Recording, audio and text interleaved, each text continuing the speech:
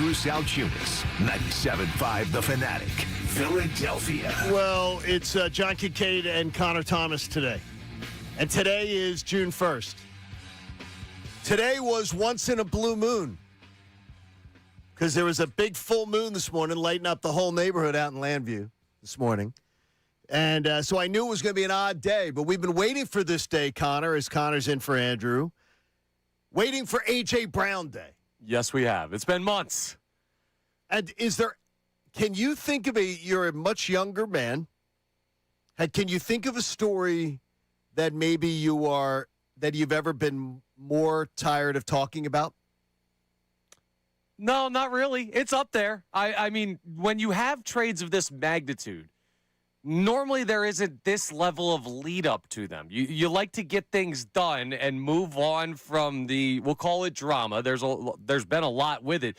But the idea of this premeditated major move just sitting out there that we've been waiting months for is not something we've seen in a long time here in Philadelphia. So this is as tiresome as something gets, but it's also as important as something gets because it's a huge move for the Eagles that we expect to happen today or in the next couple of days. I like how you put it. It is important because you're losing a talent like A.J. Brown. Should this move go down today, tomorrow, or whenever it goes down, it's important to note you're losing a huge talent that you are going to have to replace. Can you replace a talent like that part and parcel with contributions from a lot of different guys? Is Devontae Smith ready to step up and take on more of the challenge? Are the other youngsters that are coming in, including a youngster offensive coordinator, ready to come in and produce an offense that makes everybody forget about the offense that, I don't know, when the Eagles were going to Super Bowls, I don't think the offense ever had us sitting on the edge of our seat going, wow, that's dynamic and interesting. It was more of a bully ball offense. Yeah, it was. But he was still a really important part of moments that got you to places. And listen, touchdown scorer in both of the Super Bowl appearances when he was a member of this team. He showed up in big games when you needed him to. For the most part, last year was a different story, and that's part of the reason we're here. But I'm really interested, Johnny, because the reality of this situation, we've had the conversations like, what do the Eagles do when this happens? Jalen Hurts has been asked about it. Sean Mannion's got to talk about it. Nick Sirianni's got to talk about it. I think the reality for the fan base has not fully set in until the trade is reported and done and out there, and we know for sure here's the compensation, here's where he's going. You have to come to terms with it when it's fully done, and we're going to see that soon. And I'm interested in how much that changes the perspective on how much the Eagles could miss A.J. Brown. I went back and looked even at our show notes because I'm a dork. And I even went back and looked at social media this weekend watching the Phillies game yesterday because it was so terrible. And I watched stuff from early March, stuff from April, and then stuff from now. And I really believe this fan base has had a huge turning of opinion on A.J. Brown. Back 3 months ago, I believe it was a much more pro-A.J. camp. That it was much more of, A.J. has every right to be pissed. A.J. has every right to have his issues. And I got to tell you, those people are few and far between now. Yeah. Is that the news cycle, or do you believe that people have come to the realization that this guy did not, whatever anybody wants to say, look, and if I'm going to be the only guy to say it locally, I'll be the only guy to say it, and I don't care. This guy did not do right by us last year. And every time I hear one of the local reporters, guys who, by the way, are much more embedded and are much more aligned because they know A.J. better, when I hear them say what a great teammate he is, I will push back on that every time. Great teammates don't half-ass it. Great teammates don't run to their social media when the team's 4-0 in Tampa, and before the media has even entered the locker room, they're putting out subversive social media posts. That's not a great teammate, Connor. And I push back on the narrative that A.J. Brown was this great teammate. And, boy, look, he may have been a great worker. And he may be a great guy. And, by the way, the handful of interactions, maybe two handfuls, that I had in my entire life with him I walked away saying, great guy. Like, really, really impressed. You can be a great guy, and you can be frustrating as hell to work with. That's fair. And here's the thing, right? This is not something that just happened this last year. We've had moments with AJ in the past, even before this past season. Can I say he's a great teammate for a number one wide receiver largely because I consider the drama of that position to be something inherent to those guys? Maybe. Expound on that a little bit. Yeah, I mean, you're baking in to a number one wide receiver. There's some level of craziness. I wish it wasn't the case, but we have to be realistic about other people in that position that have had similar or like some type of situation. Just look around the NFL right now, and I could point to number one wide receivers on pretty much every team where you could have a conversation about them not being the greatest teammate at points or multiple instances. And that doesn't excuse A.J. Brown. But there is something about is this just inherent to the position where maybe guys that are in the locker room accept that more? Like, the different personalities of positions and players and people that you work with. And when you have a number one dominant wide receiver that's 1,000-yard guy, they're going to want the ball. They're going to want to be involved in the offense. It's a story as old as time. So how he handled his business was absolutely not the right way to go about it. My only thought on that is I could show you 20 more wide receiver ones in the NFL that have had those moments. The only thing I would say to you, though, is, and I would say to anybody that defends it, is that's not a great teammate. Can we agree with that? Yeah. That when somebody lets their personal agenda disrupt the team, disrupt what the team's chance of winning, the team's chance of success, that doesn't constitute to me a great teammate. Yeah, I'm with you. I hate that narrative. Like everybody with he was a great teammate. Really? Not in 2026 he wasn't. And I'll argue it with anybody who wants to spin it with me. Yeah. When you're quitting on routes, when you're not giving 100% on the field, when you're not bleeding and leaving it all out there, which, by the way, you had offensive linemen last year who, by the way, did not have their greatest years, who were leaving it all out there on the field, who did every single thing that they could to play when there were many games that maybe they shouldn't have, and they played.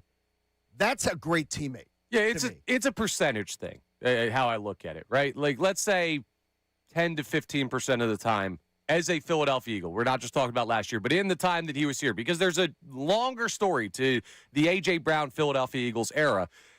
If it's 10 to 15% of the time, he has not been the best teammate, and that leaves you with 90 to 85% of the time, he's been a really important guy in that locker room. For some people, they will take that percentage. Now, you're very much a one bad apple spoils the bunch type of person. Like, when you see something bad, that overrides. That's fair. The good. You're not being unfair there. And I'm not saying that's a wrong way to look at it. No. Not at all. I just think that's a difference in perspective. Some people will see the greater portion of his time here as being a good teammate, a productive player, and an important part of a really great Philadelphia Eagles era, and that will outweigh to them. For you, it doesn't. And that's on each person to make that determination. And I'll agree with you on that, and I'll agree with those people on that. The vast majority of his time here, he was a great teammate and laid it all out there and did his job. Like, it just is, he lost his freaking mind. Yeah. He wasn't happy winning a Super Bowl, and he told you so. And he was proud of it. And then when they're 4-0, he wasn't happy because it wasn't about him. That's horrible. So here's what's going to happen. That is horrible. Here's where those people that are the percentage people, and I find myself more in that camp, are going to change on A.J. Brown. It won't be today. It won't be when the move comes down. It won't be when you figure out what the return is for the trade. It's going to be when you're in week 7 or 8 or 9 this year and you're playing a team and it's like Mekhi Lemon makes a big drop. Or Devontae Smith has a rough day trying to get open. You can tell the physicality isn't quite there. And you realize what this situation and losing A.J. Brown on this football team, and it is on him because this is a him-generated thing. If the Eagles wanted A.J. Brown, they want him on the team. Absolutely. He doesn't they want said to it be over and over again. When you realize what he's taking from what this team can accomplish, and I don't think that's going to happen until we see them play football without him, that's when it's going to be really tough, even for the people who still defend A.J., to be like, yeah, I'm cool with what he did. There's going to be some online therapy today with us, and it's going to be cheaper than like paying like $150 an hour to lay on a couch somewhere. Do you still lay on a couch? I don't know if they Out do of virtual stuff. I've been doing the virtual Okay, stuff. virtual? Yeah, Okay. Much easier. I lay on my couch. So here's what it is for you. Is 610-632-0975. 610-632-0975. Now, we would love it if we put Austin and we put Shukri to work and we put Rodman to work, because I haven't heard enough voice text lately. Like, let's hear some voice text today. You want your voice to be heard on this A.J. Brown story. I think Connor put it out really, really well there, because this is a complicated story. Nobody is going to – I will never wish him poorly because of what he did that was great here. But I will wish him gone. Okay. That is I where don't think that's wrong. That's where I'm at. Don't let the doorknob hit you where the good Lord split you. Get the hell out. Because you didn't want to be an Eagle last year. You didn't want to give me your best. But I will always applaud you and never take away from what you did that helped in the years you decided to play, what you did that was great. I think that's a fair way to look at it. And like you said. But is it too critical? Is it? But I'm one of those percentage people, as you said. Once you've shown me you've quit, then I'm done. Get out. Yeah, that's fine. Like, you have every right to feel that way. That's just not how I handle it. But I'm not. Because you're kind. Yeah, but I'm not looking at you like you're being too harsh on A.J. Brown with what you're saying here. It is a complicated situation. There's a lot that people have to come to terms with. There's one thing about it, though, Johnny, that's not complicated, and that's that it's happening. Oh, it's happening. We saw that over the weekend. Everybody now jumping on board. Adam Schefter, the NFL's premier insider, will join us at 6:40 in the morning today.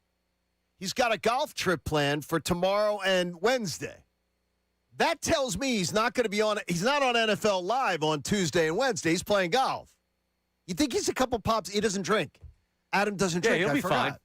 fine. So he's out there on a golf trip, but he's not even drinking. Might have That's like a amazing. Sprite or something. Might have a Something Sprite. refreshing, a lemonade. He could go with a lemonade. But I think he'll see. That's the thing. I don't think a golf trip for Adam Schefter is a golf trip for John Kincade or Connor Thomas. Like, I think. Well, my golf trip be different than yours. I Yeah. couldn't keep up with your golf trip either.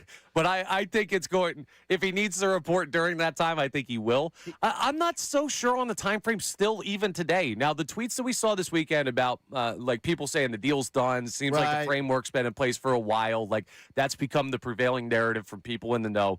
It does make it seem like June 1st, but Howie Roseman also, I'll stay on this side. He does not have any need to rush this. Now, if he's had a deal done and they've agreed to stuff already, then it's not rushing it. So I'm not saying doing it today would be a mistake. I'm just saying, if he doesn't feel like he's got everything fully buttoned down, he's like, hey, maybe there's another team. We'll ask Shefty about it. If there's someone else late to the table, I'm not in a hurry to make a deal that I'm not sure is the best value. All right, make sure, get your voice texts in, 610-632-0975. Get your texts in at the same number, 610-632-0975. And you can also, of course, we'll get in a call or two if we get the opportunity also, of course. And we have a great poll question coming your way before the end of the segment. But a couple other stories over the weekend that are huge that we want to make sure we get to early on in the show today. The Phillies with a winning West Coast road trip. I want to lead with that positive because, Connor, going on West Coast road trips, teams that come from the East Coast or the Central time zones, okay, going on a 6-game West Coast road trip. Do you know what percentage in the last 10 years they have come away with a winning record? I'd say something in the low 40s. Man, you're smart. I watch a lot of baseball. That's why Connor hosts the Locked On Phillies podcast. It happens around 41% of the time. There it is. So 60% of the time you're coming home a loser. You're coming home a loser from a West Coast road trip. 6 out of 10 times. The Phillies had a winning West Coast road trip. Why does it not feel like it? Because everybody who swings a bat for this team should be walking cross country today. We'll let them on the plate. No, I mean, I'd maybe let them take Amtrak. I love Amtrak, though, so I'd maybe take Amtrak. Obviously, that's a little dramatic. But the offense, I can't say they did nothing because you got to score runs to win games. But, my God, the only reason you had the success you had was because you pitched the hell out of the baseball in the games you won.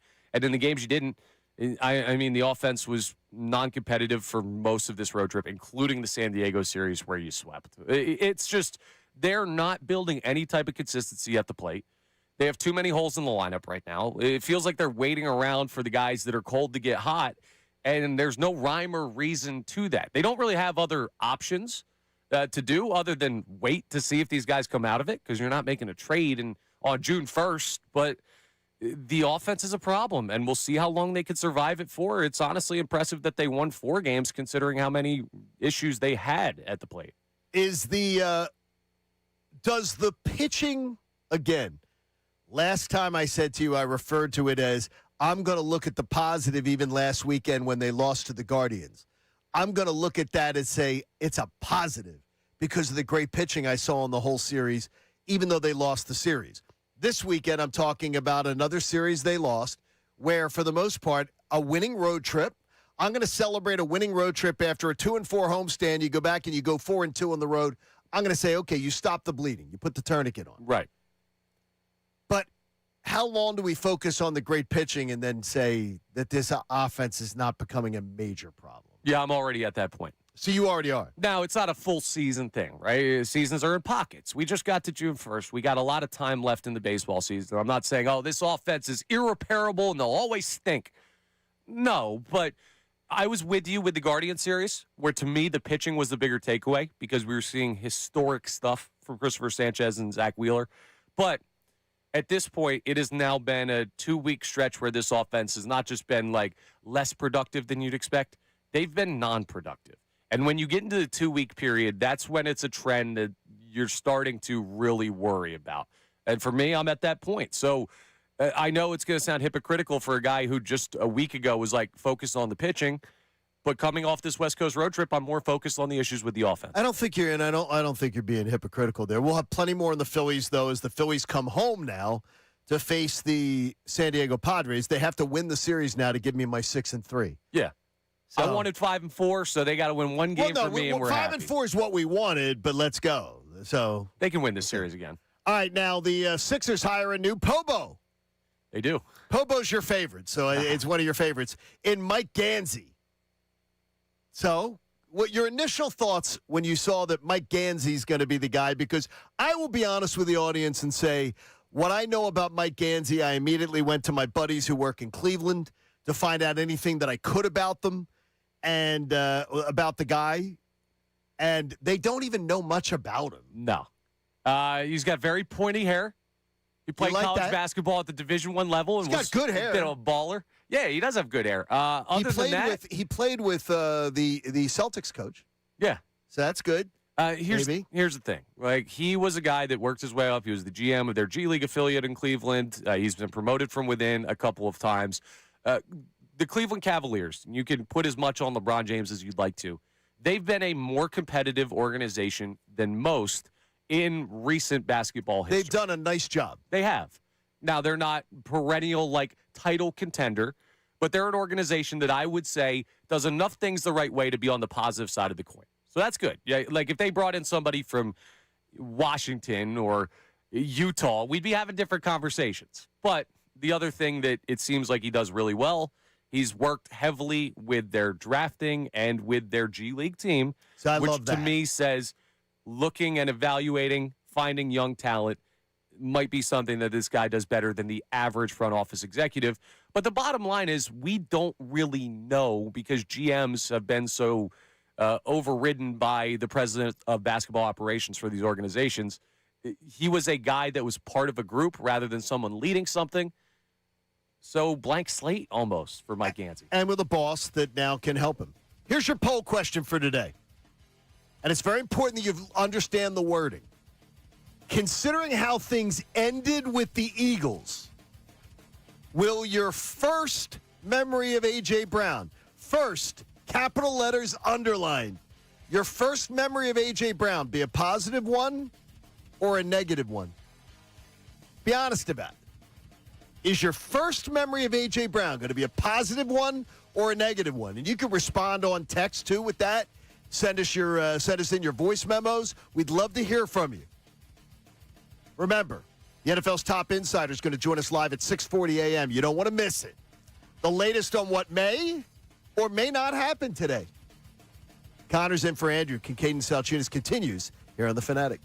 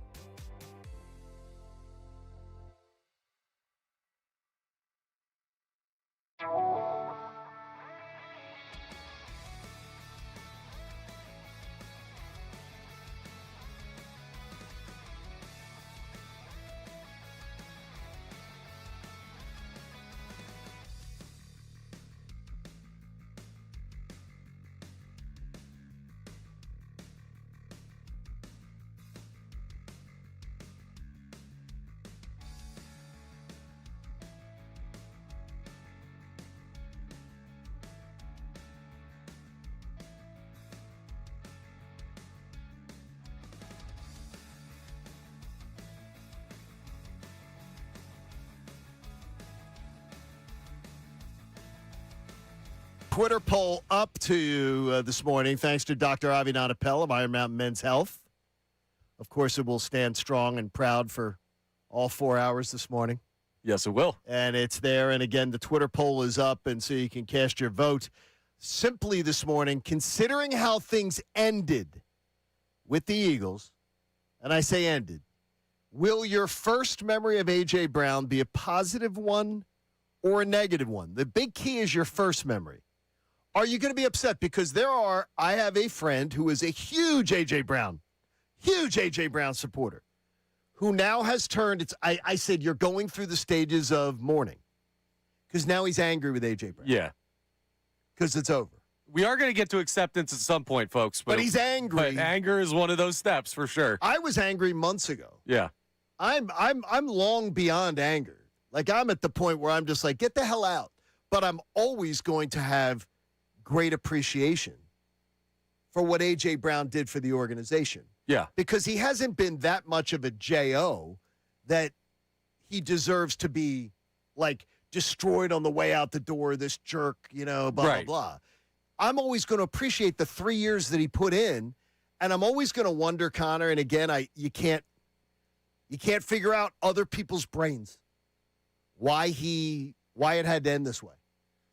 Yeah, man, we may never fully understand that. Now, the tell-all articles that we're going to get when this deal comes down are going to give us a lot more color to that, which I'm very excited to read. But I haven't really hit the point of anger ever in this A.J. Brown saga. No, you never did. No, because it's part of the business to me, and this has happened before with other players. Not that I expected this to be how the A.J. Brown Eagles era ended. Everything was so good.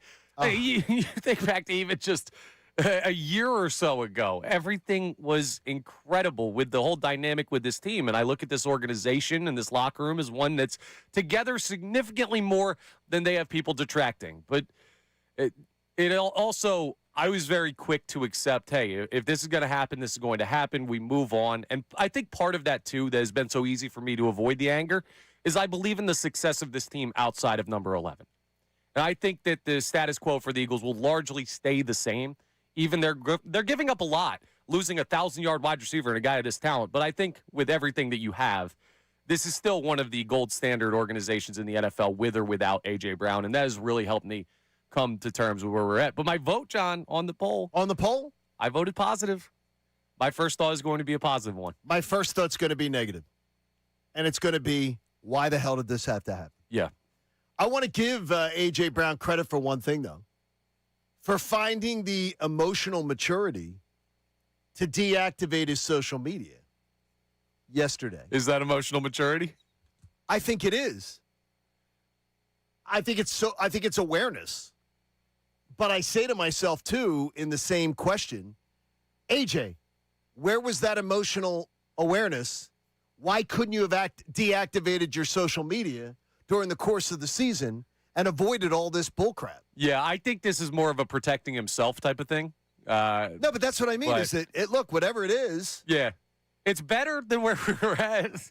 I'd rather not have to deal with the subtweets or whatever it would be, the quotes that would potentially come out if he was on Twitter during this time. But it'll probably be better for both parties that he's not. I have a feeling his new team has asked him not to.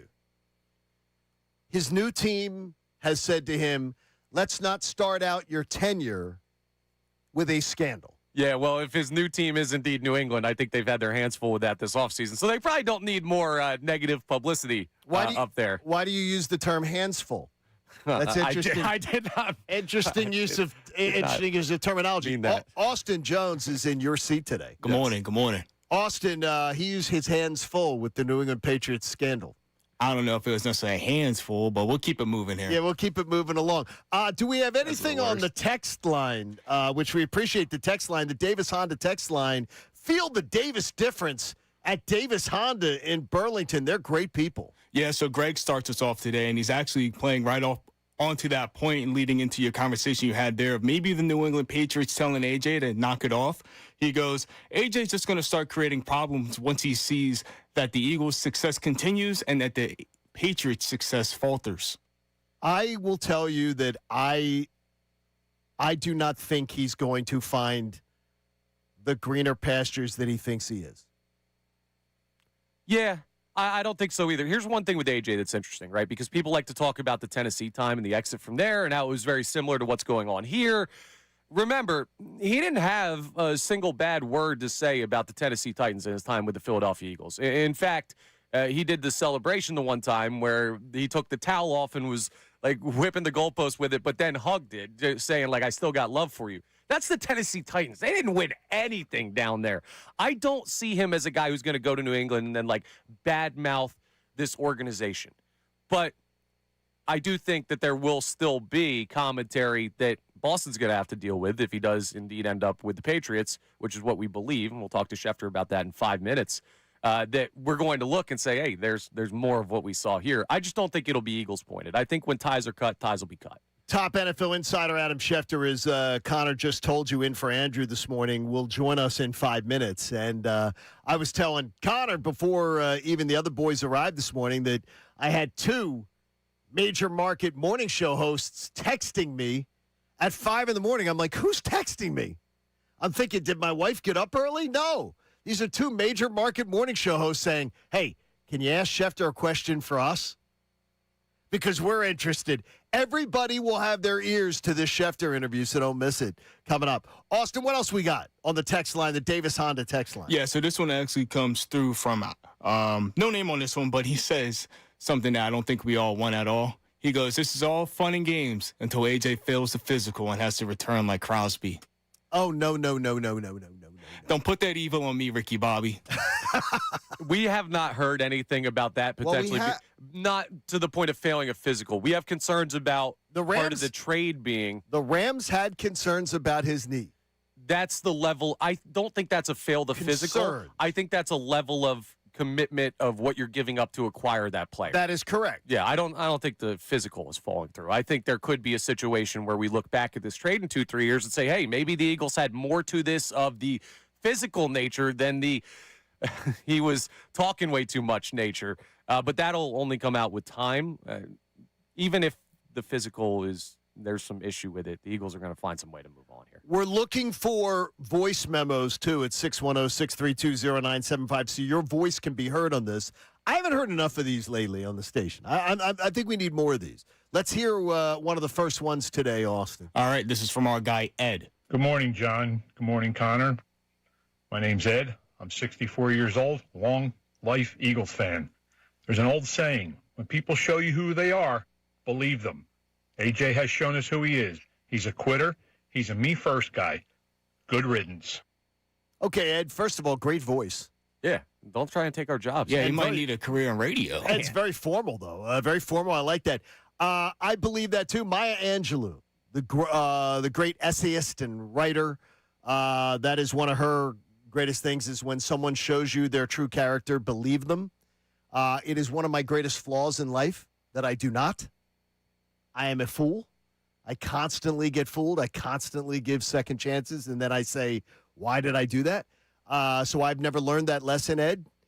I think the Eagles know, and I think the Eagles love the guy. I think the Eagles teammates love the guy, but I think they're also going to be very glad when they can go, done. Yeah, so you might say, why in the world are people voting positive on the poll today? Your first memory of A.J. Brown, your first thought. Is going to be positive for some people. And it's very akin to the Jalen Hurts conversation we had about the Prove It year.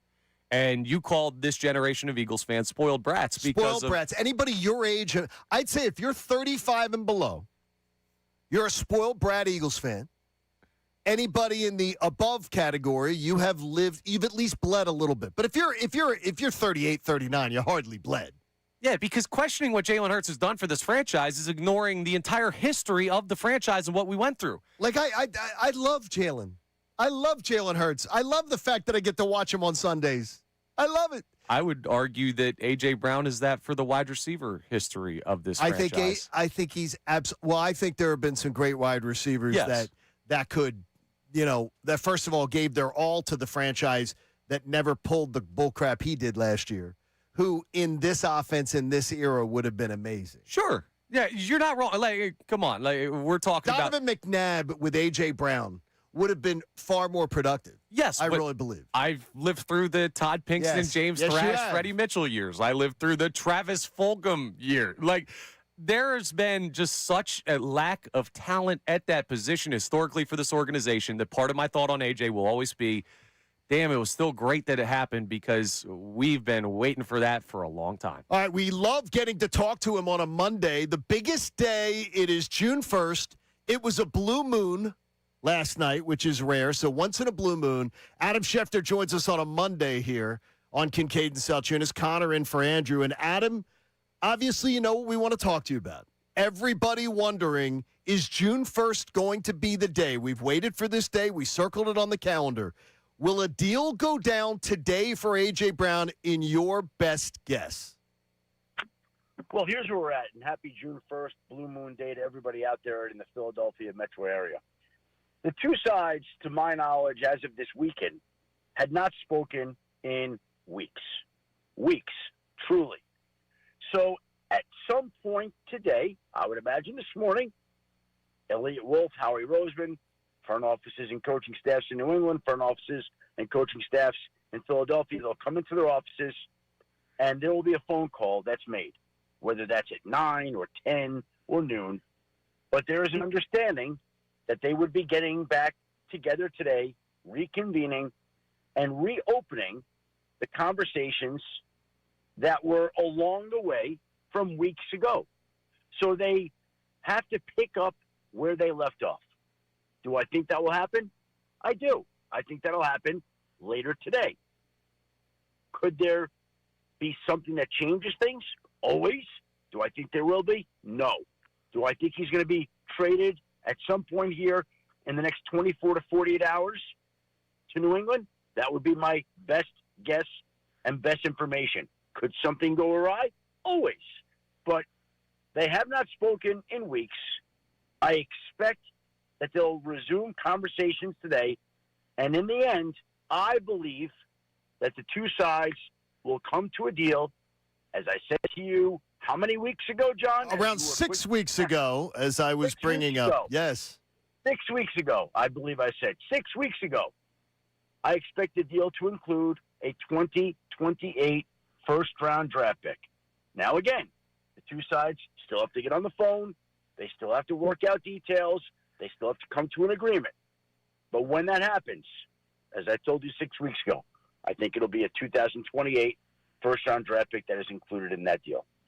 With where you understand how they left off conversations the last time they talked, what is the longest you could see this going? Are we talking days, weeks, or do you expect it quicker than that? I expect sooner rather than later because everybody's going to want to have answers, right? It's been lingering for weeks. Everybody knows that it's out there. The Eagles' voluntary OTAs have been underway. I know A.J. Brown recently got married. Maybe that's why he's not there. But let's be honest. Let's just be fully transparent. Like, everybody expects he's going to get traded. It's the elephant in the room. So the sooner everybody can address the elephant in the room, the better, which is why I'm expecting sooner rather than later. Would you expect Howie Roseman to either pick up the phone and speak to any other team or any other team to contact Howie Roseman this morning when those calls commenced since it's June 1st? Not really, because, again, you don't know how these things work. But in my mind, there were two suitors in March. One was the Rams, and one was the Patriots. And the Rams looked into it very hard and pivoted and went a different direction and allocated some resources to Trent McDuffie, Jalen Watson, and all the things that they've done. So the Rams, I think, looked into it and decided to go another direction, allocate their resources elsewhere. The Patriots never did that. So is there another team out there with a need at wide receiver that would be willing to part with a future one that wants to move on?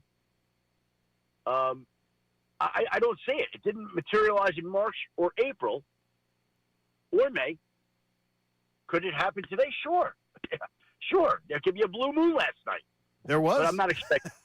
Let's talk aftermath now, Shefty, because the Eagles are always, with Howie Roseman at the helm, looking to do more. Do you expect them to be interested in using the draft capital this offseason, or is this stockpiling for future assets? I think it's just stockpiling for the future. I think this gives them flexibility and options in the future. I think that's what it's about. I think teams, GMs, Howie, they like to operate. They like to operate with ammunition in their pocket, flexibility, if they need it, and I think that's what that's going to do. When you have that kind of flexibility, obviously names are thrown out there. There are names like Myles Garrett that are on the rumor mill. Let's put it that way. Right. Any chance that the Eagles would be interested in a Myles Garrett, or that potentially a move for A.J. Brown to pick up more assets could involve sniffing around Myles Garrett? I do not expect that at all. I do not expect the Eagles to be in a Myles Garrett. I don't expect that to be the case. I think that they'll take the compensation they get back for A.J. Brown, and that will give them additional flexibility in the future. I do not expect that to be with Myles Garrett. Do you believe that Myles Garrett, though, that people are sniffing around, and maybe that Myles Garrett will be moved to somewhere else? Well, look, here's the thing. That's a very unusual situation there. The fact that he has not shown up there, he has not seen Todd Monken in person. That's a little odd to me. But again, I'm not expecting that the Philadelphia Eagles are going to pursue anything there. So the main focus after A.J. Brown is eventually moved for the Philadelphia Eagles turns into what? Is it the Sean Mannion offense? Our big storyline has been this for so long. We've almost forgotten how to talk about anything else. Well, listen, I think what a lot of people know, and it's good to just remind them again, is that the Eagles have gone out, and they've known this day, June 1st, was coming, just by their actions. I mean, if you just take a look at it and look at what they've done, they have built up to this day, okay? They went ahead this offseason, and they drafted Mekhi Lemon in the first round. They signed Hollywood Brown in mid-March. They signed Elijah Moore in late March. They traded from Dontavian Wicks in early April. I mean, those are 4 receivers. And the probability is that none of them will be as good as A.J. Brown, who's a Pro Bowl player, but they've added 4 receivers. And I also would tell you that Devontae Smith may turn out to be better than people know Devontae Smith is. I know that sounds kind of crazy, but I think a lot of people around the league have viewed him as a one. And I think I told you that story when I was around them 2 summers ago in Foxborough, oddly enough. And the one thing that I took away from that day is the amount of respect that organization had for Devontae Smith that day. They're like, that guy is the toughest guy in the room. He is the most respected guy in the room. And when you have Devontae Smith and A.J. Brown, Devontae doesn't get all the targets that he ordinarily would because a lot go to A.J., as they should. But without him, I think there's just going to be that much more work for Devontae, and I think he's going to be up to that. Is it fair to ask you this question? And tell me if it's not. Do you believe it's more likely that A.J. Brown could be the missing piece for the New England Patriots to take it to the next level, or that Sean Mannion could be the missing piece for the Philadelphia Eagles to take it to the next level? Well, I would just say that any team with A.J. Brown at wide receiver is going to be improved. And the organization in Philly believes in Sean Mannion, and they think he's going to be great. But let's go see him, call a game first before we're anointing him. I'm not saying he won't be great. He might be. Sure. I don't even need to judge the guy by right now. Other than I can tell you that they really believe in him. They really like him, and that's great. And I'm not saying it won't be fulfilled and it won't come to reality, but let's just go see him do it before we're anointing him and talking about how great the outfit is going to be. One more thing on the A.J. Brown compensation. If the return is indeed a 2028 first-round pick straight up for A.J. Brown, do you believe that is fair value for the player A.J. is? Do you believe that's a good deal for the Eagles? What would your evaluation of that be? I think anytime you can get a 1 for a 29-year-old player, that's probably a fair package. And A.J. turns 29 later this month. And, look, it certainly seemed like he did not want to be there anymore. They had to make a move. And when you have to trade the guy, and people know that you'd like to trade the guy, and you still get back a 1, that seems like it's pretty fair to me. They gave up a 1. They gave up a 1 to go get him, the 18th pick in the draft. 4 years later, 2 Super Bowl visits, a championship, and now they're going to get a 1 back. I'd say that's a pretty good, use of assets by Howie Roseman. Listen, they won a Super Bowl with the guy, and now they're going to go turn and get back a 1 for him. So I think that's pretty good. I hope you have a great golf trip, and I hope you're not disrupted on it. We'll see. We'll see. Get the 3-wood out. If you're not confident in the driver, get the 3-wood out. I have a 3-wood in my bag. I wish I did. I got a new clubs. All right, take care, Adam. Thank you, buddy. All right, guys. Have a great day. Thanks, Schefter. Adam Schefter joined us on the show this morning early because he's going on a golf trip tomorrow, which means to me he's confident the job's getting done today because he's on NFL Live later today. He's on Get Up this morning. He's on all these different things today. It tells me that he thinks a deal's getting done today. The call's getting made this morning, and we will see where the talks go. But it sounds pretty definitive at this point. AJ, for a first-round 2028 pick from the New England Patriots, as far as I'm concerned, that's the deal that we're going to get today. And with all due respect, Jason La Canfora was coming with it yesterday.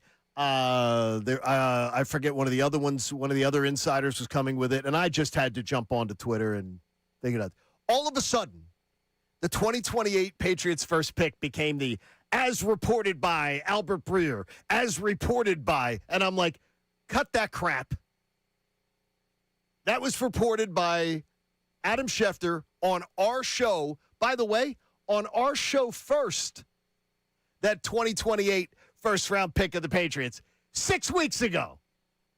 So no other one of these insiders or one of these fake aggregator sites taking it as per Adam Schefter, long time ago.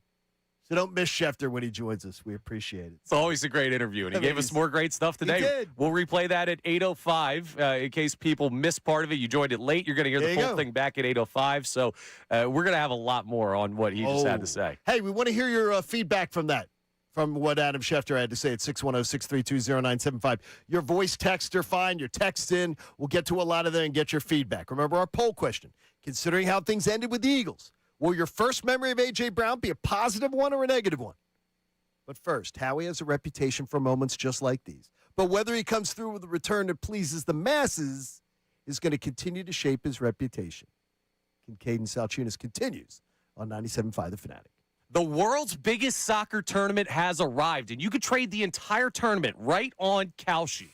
On Kalshi, you could trade every single match from the opening stage all the way to the final. Maybe you have a favorite player, and for a lot of people, that's the guy wearing number 7 for Portugal. It could be Ronaldo's last run, and right now Portugal is trading at 10% to win it all, meaning a $100 trade is going to pay you out $931. You can do a lot with that money. If they win soccer's biggest prize, you could be a big winner, and the best part about Kalshi is you're trading against peers in a live market, meaning there's no house, and as the probability changes, you can buy in and out of your position. So for a limited time, download the Kalshi app and make sure you use code FANATIC to get $10 when you trade 10.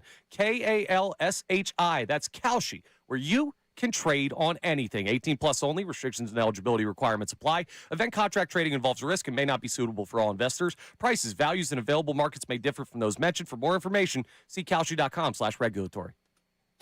Now on 97.5 The Fanatic Sports Update. Happy June 1st. I'm Austin Jones with your Fanatic Sports Update. All odds have been on A.J. Brown as he's been expected to be traded all offseason long, and that could be today at 4:01 p.m. The disgruntled wide receiver is most likely to be moved to the New England Patriots. We just had on ESPN Adam Schefter, and he believes that A.J. Brown will be moved within the next 24 to 48 hours, and it's going to be for that first-round draft pick. I expect the deal to include a 2028 first-round draft pick. Now, again, two sides still have to get on the phone. They still have to work out details. They still have to come to an agreement. I think it'll be a 2028 first-round draft pick that is included in that deal. So keep it here on the Fanatic all day long, as we will be making sure that you're up to date with all the A.J. Brown latest. And then for the Phillies, they fell to the Dodgers yesterday, losing the series, and JT Realmuto got hit in the wrist by a 97-mile fastball early in the game, and he left. X-rays did come back negative. The Phillies finished their West Coast trip 4-2, and they're going to return home to face the San Diego Padres. Aaron Nola's on the mound against Randy Vasquez today, with first pitch being at 6:40. In the NBA, the Sixers hired Mike Gansey to be the new president of basketball operations. Gansey has been with the Cleveland Cavaliers for the past 15 seasons. Adam Arison from Philly Voice joins us at 9:10. The Spurs are going to face the Knicks in the NBA Finals as well. I'm Austin Jones, at home of the Sixers, Flyers, and Union, 97.5 The Fanatic, and the Fanatic app.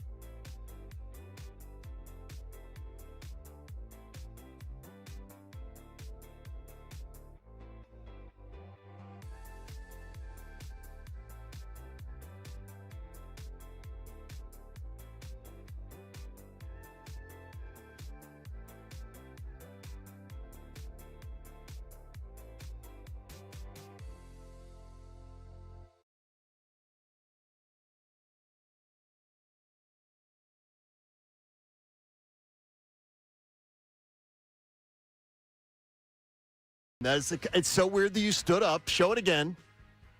Will you wear it? Green. Will you ever wear it again, other than if he came back for something? Yeah, I'll throw it on probably for some tailgate that I'll probably might go a little overboard on, to where there might be some spillage. Yeah, you're gonna get potentially beer on you, or maybe some mustard from a hot dog or something. One of the homies gave me the jersey, so I'm not going to throw it away, because I do, as your Twitter poll you had out earlier today, I do think more positive. I know the ending is very negative, but when I sit back and think about the tenure of A.J. Brown's performance on the field 95% of the time, I'll think positive. And that's the key. Is that so? Tell us a little about the Twitter poll. And give us a little bit of a thought on that, because the Twitter poll brought to you by Dr. Avidan Appel from Iron Mountain Men's Health. What are the early returns on the Twitter poll? Because the Twitter poll question of the day, in case you missed it and you haven't checked in yet, please get your votes in. Considering how things ended with the Eagles, will your first memory of A.J. Brown be a positive one or a negative one? Yes, and strongly, it's 84% positive and 16% negative at this point in time. I'm a little surprised at that. So I thought it would be 75-25, and it may be by the end. Yeah. I was thinking more 60-40. Really? Yeah, I'm surprised. I'm in the negative. My first thing is going to be, why the hell did you have to blow it up? Yeah. But I will always be appreciative and acknowledge the greatness that he brought to the franchise. Yeah, mine will be positive, and part of it, you were just talking about, why'd you have to blow it up? Why'd you have to have these issues? I brought it up earlier in the 6 o'clock hour. I'll say it again here. There are plenty of players, and I was talking about wide receiver ones earlier, but let's just open it up to the entirety of the NFL. There's a reason why this league is number one. And it's not just because of the play on the field. It's also because of the drama that happens constantly around the league. There's a news story every day when it comes to these NFL teams, even in the middle of the offseason. It's crazy. This guy doesn't like where he's at. This guy's in trouble off the field. This, that, and the other thing are happening. You got a Super Bowl out of it. You got 2 Super Bowl appearances out of it. I have seen some dramatic folks, not just here in this town, but around the NFL for years. Sometimes, more times than not, for organizations that don't win. So the Super Bowl will always outweigh the drama, because one of those is rarer than the other. 2 separate NFL general managers that were involved in the A.J. Brown not involved in the A.J. Brown negotiations. Speaking to John Clark, quotes, I hear it's New England for a 2028 first-round pick. Well, that's what the talk is, as Adam Schefter told you weeks ago. He's a good football player, but that's a hell of a deal for Howie. And Les Bowen, former columnist in town, legend in the market as far as covering the Eagles, he says, it's okay value. I wouldn't call it a hell of a deal. I had to respond. I just had to respond to Les. And I love Les, and I respect the hell out of Les and what he accomplished in this town. I said, you got the 4 best age years of a star wide receiver, which is the second contract, for the 18th pick in the draft. You now are going to flip that declining asset with his knees for a first-round draft pick 4 years later, after all the success you got to have with him.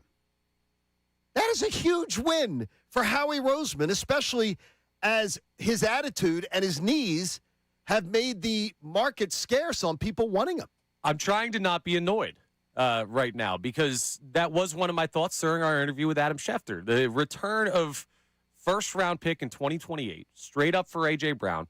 Early on in the process, we heard first-round pick plus. We were thinking, hey, maybe a 4th that turns into a conditional 3rd based on performance. That was something that a couple people had thrown out there. Now, lately, it has just been the focus on the first-round pick.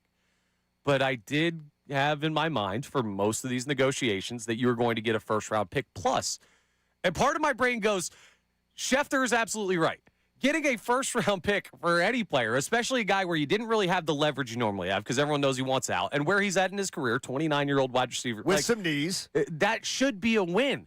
I think I put improper expectations on what this deal could be, and I'm still a little bit annoyed, so tell me why I shouldn't be. What if he gets that?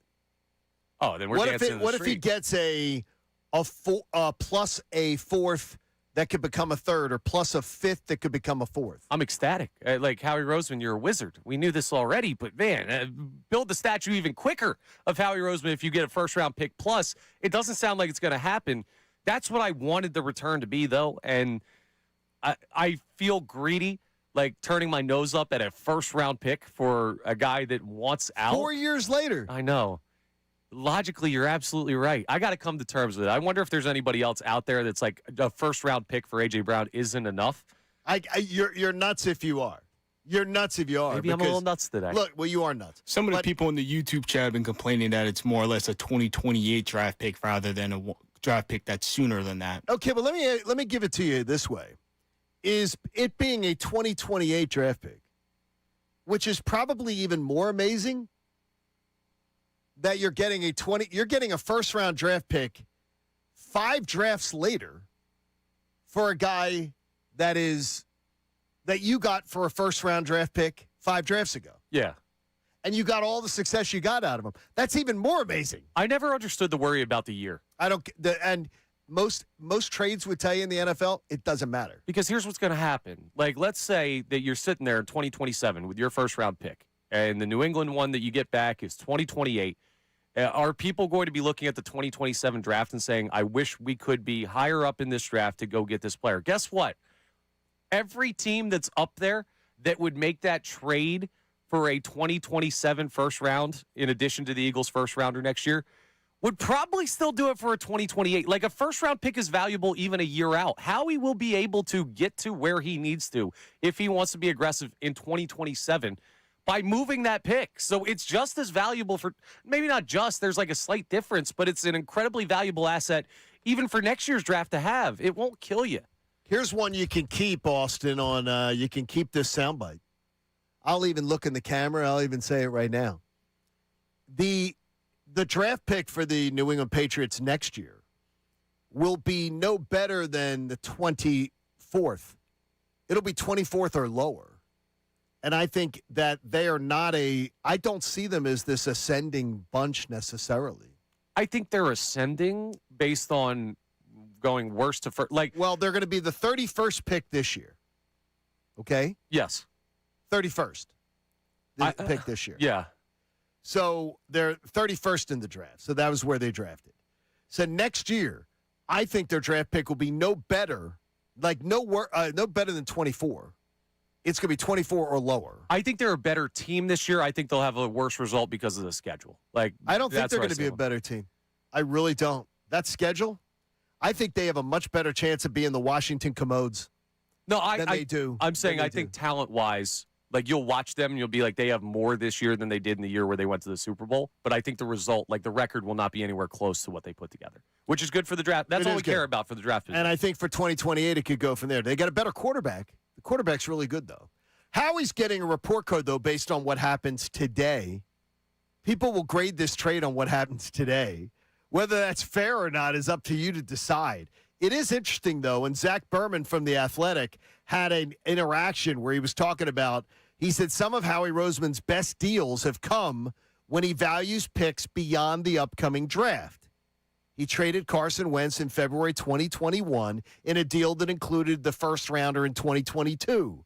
He traded 2 2022 first-round picks to the Saints in a package that included a 2023 first and a 2024 second. He traded Hassan Reddick in April 2024 for a 2026 third-round pick. There's a thought that future picks are less valuable, but the Eagles have never looked at it that way. And the Eagles have always let it be. That Howie doesn't look at it that way, and Eagles history with Howie Roseman should tell you that the year doesn't matter. I mean, it doesn't matter. It's so nice to have Howie Roseman. He's the most valuable part of this organization. And Zach Berman, too. Zach Berman as well. Yeah, great work. It's good to have Zach, too. Getting that information for us. We'll see if we can talk to him later this week. But when you go into this, and I wonder, we talk about it all the time. Andrew Salciunas, who normally sits in the seat, he'll be back tomorrow, is a big proponent of this, that he does not separate, or he can separate the teams, but the emotion of building over from other teams, the lines are blurred often. We've had this conversation a lot. I wonder how many people are looking at what's going on with the Sixers, just hiring a new president of basketball operations because Daryl Morey couldn't get the job done. Dave Dombrowski and how we feel about him in this town. The Flyers have been on a good run with Danny Briere and Keith Jones, but in got a good club. Recent history, we know the issues that have come with the organizational function there. And I think we forget sometimes that Howie is such a just trust him, maybe not blindly because that's a tough thing, but 99% close to blind faith in Howie Roseman, where you can kind of just as an Eagles fan kick your feet up and say, whatever this guy does, he's going to make it work. I think maybe the issues with other teams might have bled into how we look at the Eagles, and we need to take a step back and realize he's going to get this right because he almost always does. Get your texts and your voice texts in. We're going to get to some of them coming up, but it was a big road trip for the Phillies. Phillies going 4-2 on their West Coast swing, and they really needed that after that Ohio week at home, where they lost to the Reds and lost to the Guardians and went 2-4, so they managed to sort of clean that up. But there was something about the Saturday night win that I found interesting, and it feeds into the A.J. Brown story. Hearing Brandon Marsh after that game talking about being pinch hit for in a critical situation on Saturday night with a chance to come through, and Don Mattingly made the decision to pinch hit for him. Now, Edmundo Sosa didn't come through. But then later in the game, Edmundo Sosa, who stayed in the game, came through and got the biggest hit. But listen to what Brandon Marsh said about being pinch hit for, where I think it was one of the most honest exchanges where he talks about that and the importance of being a good teammate. My reaction is it was a big spot in the game for us, and, we went with the matchup, and thankfully at the end it worked its way out, and Sosa came in huge for us. So, yeah, definitely, as a competitor, just as a player, you want that at bat, no matter how tough it is. And I would still like to have confidence in myself, but I'm riding with Donnie, and we made the decision, and it worked out in the end. And it's a team game, and it took all of us tonight. Brandon Marsh is one of my favorite people in that clubhouse, one of my favorite people around the Phillies team. I admire him so much. But there, he just tells me right there why he is the anti-A.J. Brown. Because you can tell me honestly that you were a little disappointed that you didn't get the opportunity. You weren't happy. Yeah. You wanted that opportunity. That you felt that opportunity should have been yours. And then you can still be a good teammate and root for Edmundo Sosa. And if you go and you watch the video, who is the guy greeting Edmundo Sosa? Who's the guy cheering for up on the rail? It's Brandon Marsh. Yes, it is. Brandon Marsh epitomizes what it means to be a competitor and a good teammate. And, Connor, I know nobody is a bigger fan of Brandon Marsh than you, though, as the player. That's why he's my guy. And I understood the pinch hitting thing. Like, listen. Did you? Look, the romance is still very much alive. Yeah. I was not happy with it. Tough left on left at bat. I was not happy with it. And he is, by the way, he's really tough. Yeah. He's tough. It's more of the baseball philosophy conversation of just like the book. Yeah, right. I hated your cleanup hitter. There were some interesting numbers from Matt Gelb where this was only like the second time in however many years that the Phillies have truly pinch hit that early for their cleanup hitter.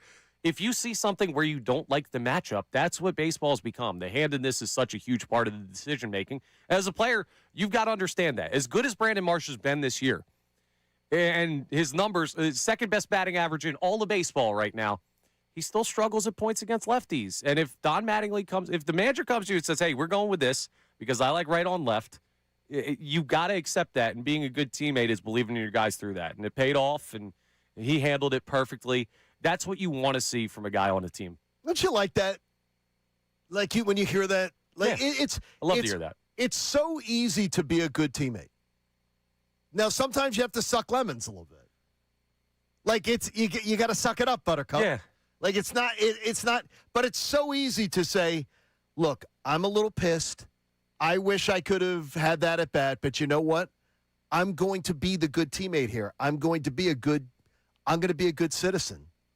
And Brandon Marsh knows that. Yeah, he absolutely handled that a perfect way, and that was great to hear. And he's been an important part of that locker room culture. He's not one of the true, like, quote-unquote leaders of the team because of the veteran presence that you have. But he's a guy that's really important to keeping that team together. And he's been playing like it this year, too. So that was great to hear. All right, Austin Jones. Here we go. What do we have in the mix with the right now, the text line from Davis Honda text line, which is great.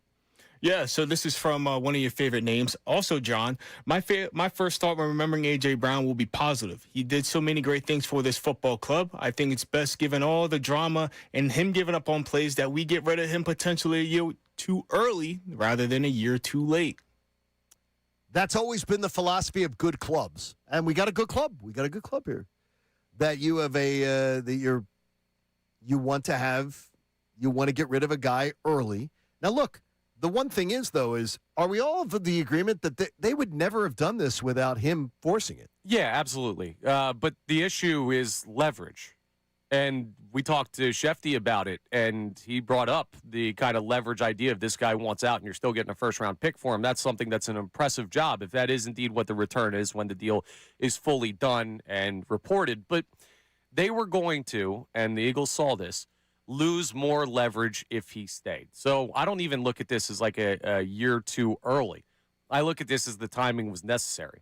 If he were to stay and this situation become even worse somehow, or let's say he doesn't have a productive year and has injury issues even further, there was no world where you were going to gain any more leverage on this A.J. Brown situation. So you have to do what you can do to get value for an asset. And that's what the Eagles have done here. Got more for there's no waiting this thing out unless you said somebody's going to get hurt in training camp. I can't wait for that. Yeah, I can't do that. No, I don't think you're getting a better return. Like, remember the Jalen Waddle deal, and as far as the talent level of the wide receivers, you can have that argument. But Jalen Waddle is a wide receiver one in the NFL, and obviously a younger player. The Broncos acquire him and had to throw in a fourth-round pick. Well, they got a fourth-round pick from Miami, but they threw a first, a third, and a fourth for that. And I think people might look and say, well, should you be getting that level of return? That's a younger player that you're getting somewhat of a similar deal on a guy that wants out and has actively made that known. Look at some players that force their way out and ask me if the return is something that's worth what that player is worth. You don't see it very often. Connor, you must have been reading my mind, because just sitting back here listening to you guys talking, our focus is on wide receivers, and we've seen a lot of receivers get moved over the past few years. And the one guy that stood out to me that had been traded multiple times was Stephon Diggs. Buffalo Bills gave up a first-round draft pick. Guess what the Texans didn't have to give up some years later? Obviously, Stephon Diggs and A.J. Brown, they're different type of receivers, but the production is there. Stephon Diggs is one of the more productive receivers in the past decade. The Buffalo Bills didn't receive anything really close to what they got from the Texans rather than what they had to give up. So, the fact that Howie's able to get a first, 4 years later now? Yeah, and the first will be 5 later, right? when it's actually in play, because we expect it to be the 2028. Yes. Yeah, it's a great move by Howie Roseman. It really is. And it's the best you could have made of a bad situation. Now, I think the average Eagles fan would say, I wish we weren't doing this. And I think the organization would tell you, I wish we weren't doing this. But when you're put in this type of situation, it is insanely valuable to maximize the potential return. And if you get a first back, I think we got to come to terms with that's maximizing return for A.J. Brown. Plus, with Stephon Diggs, you get Cardi B. Sure. That's a whole nother level of drama you don't really be needing. That's you don't really have to deal with. Hey, let's review the A.J. Brown deal, though, from the start. And let's hear more of your input, your feelings on this, because Howie's taught a masterclass. But also the memories of A.J. Brown. We want to reflect on those. Kincade Salciunas continues on The Fanatic.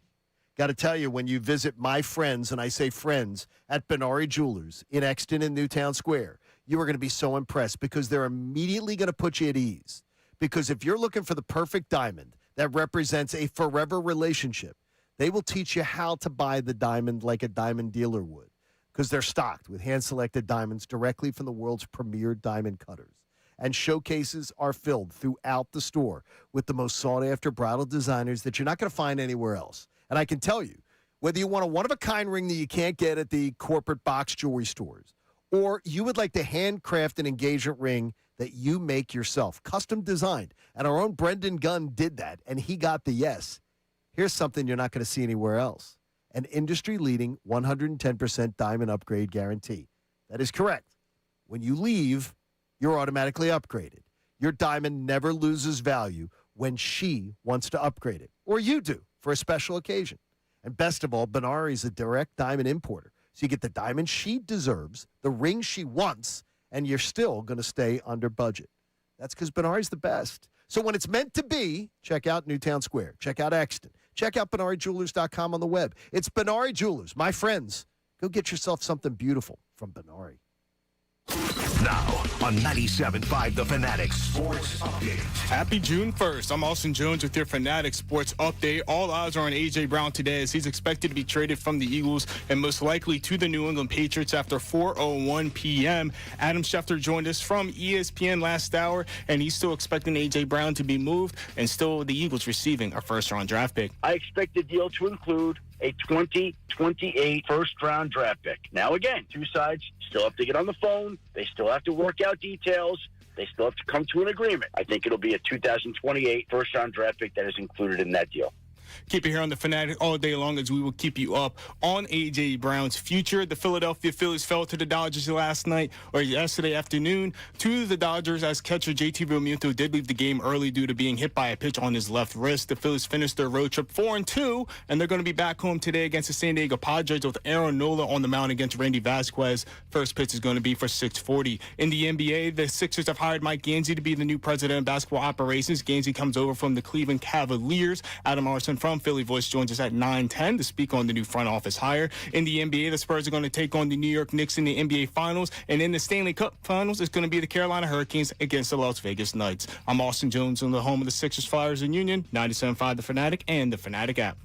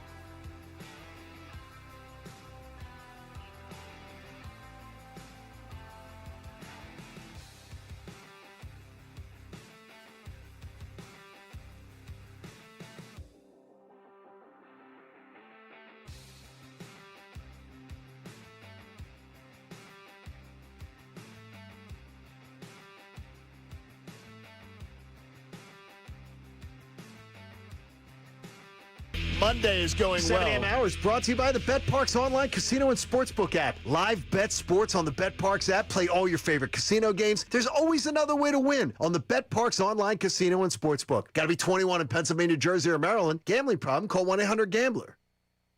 My life's always going well when I'm at BetParks, when I'm on the app or I'm at the Parks Casino. So hope your Monday is going well. A blue moon. I opened the garage this morning. The garage door goes up. And all of a sudden, it's like daylight outside. Yeah, it was because bright, the moon was just shining brilliantly. And I'm like, wait a minute. It's a blue moon. You know what that means? Because if you've ever worked in the service industry, and before I got into sports talk, I bartended for a little bit, even when I started working here at the Fanatic. It always means that there's going to be weird stuff going on when a full moon happens. You can tell if you've ever worked bartending or service industry or anything, you know the weird nights that happen. It just so happens to coincide with one of the longest running weird stories in Philadelphia sports, too. So I wonder what the reaction is going to be when we do eventually get the A.J. Brown news. If you see anything out of character for people, maybe it's the moon, maybe it's just the fatigue of the months leading up to where we finally gotten to. I just had to ask, I had to tell somebody on our social media. Joe listens to the show every day, and Joe thinks, he goes, what's the big deal with the moon? He goes, you're making too much of this moon thing.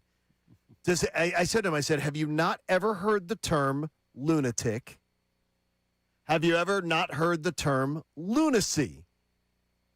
And he said back to me, he responded back to me a segment ago, and he goes, what does that have to do with the moon? Lunar is the base word for the moon, so that has to deal with the moon changing moods. And the mood changes the tides?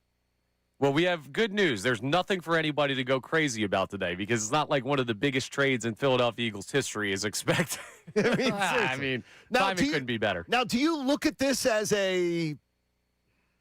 since we know it's coming, do you look at this as one of the biggest trades in history since we already know it's coming?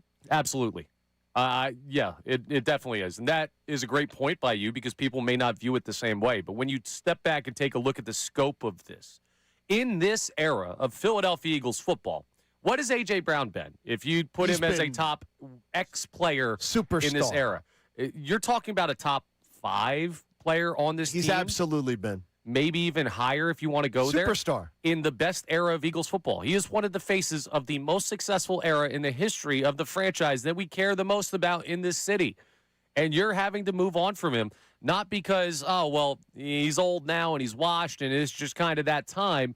No, you got forced into a situation where you have to move on from not only one of the faces of your franchise, but a still relatively productive player that you lost leverage on. For you to be able to maximize this is not only genius work by Howie Roseman, but could you imagine if the leverage was not handled? Let's say there was a GM that was not the caliber of Howie Roseman. It's like, okay, well, this guy wants out.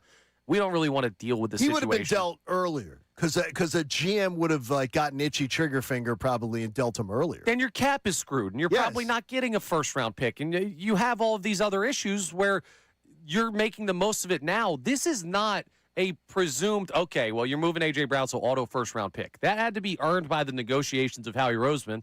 And credit to the organization as a whole for how they've handled this. This is the dividends being paid of all the answers of A.J. Brown is an Eagle that we'll mock him for because we know the real answer. But the party line was held for months, and that's something that not every organization could have executed. Can we check once again, the Twitter poll brought to you by Dr. Avi Nanapel, who's going to keep the Twitter poll up for 4 hours? Just the latest, because to me, I got to tell you, I'm a little bothered by it. I expected it to be 75-25. I always try to predict what the poll will end up being. And my guess was 75-25. So I'm a little bit bothered by the early results on it. What do we got, Austin? Yeah, so here's today's Twitter poll. Considering how things ended with the Eagles, will your first memory of A.J. Brown be a positive one or a negative one? Still leading the charge at 83%, so it dropped 1% for you, John. Is positive at 83%, and then it's negative at 17%. I got to tell you, I'm floored that the first thought is going to be positive. Because this divorce, this mess, this whole thing is an A.J. Brown creation. Nobody else. No, you're absolutely right. But nobody else did this. The Super Bowl outweighs the drama to a lot of people, and he's a big part of that. Which was awesome. Like, I'm going to be thinking about that year in 2024. That's the best Eagles team I've ever seen and may be the best one I ever do see. And for him to be such a huge part of that. And I know we can relitigate. I know, and he was. Everything with the passing offense, and it was Saquon and the offense. A.J. Brown was a huge part of why they won that Super Bowl, and they did so in dominant fashion. It's one of the greatest stretches of football we'll ever watch, and that will be my first thought. Listen, dramatics do not outweigh rings. They don't. Now, for some individuals, they may be more important, and that's how we've gotten here in the first place, Johnny. But for me, I'm always going to think about you've won 2 Super Bowls. How many people have had dramatic exits from this organization? It's way more than 2. Why? And do you put that to anything? Like, the fact is we've had these storylines. Do you put that to anything? Because the Eagles have not had the Eagles, the one knock on Howie Roseman's resume is the year after great success has not been sustained. Yes, I do put that on something. What do you put it on? It's on this city. It is. And I'm not saying, What did AJ, wait a minute. Okay, what did we have to do with AJ Brown? No, it's not just the AJ thing, but like the overarching issues that you see, the Eagles can't exist without drama. I've said that many times. Part of it is just the focus. I mean, when you are in the spotlight more than most other organizations on this planet when it comes to a sports team, like, this is Philadelphia, and it is the Eagles. You will never get away with a single damn thing. Everything is over-scrutinized. It's part of the reason I love this fan base, because of the passion.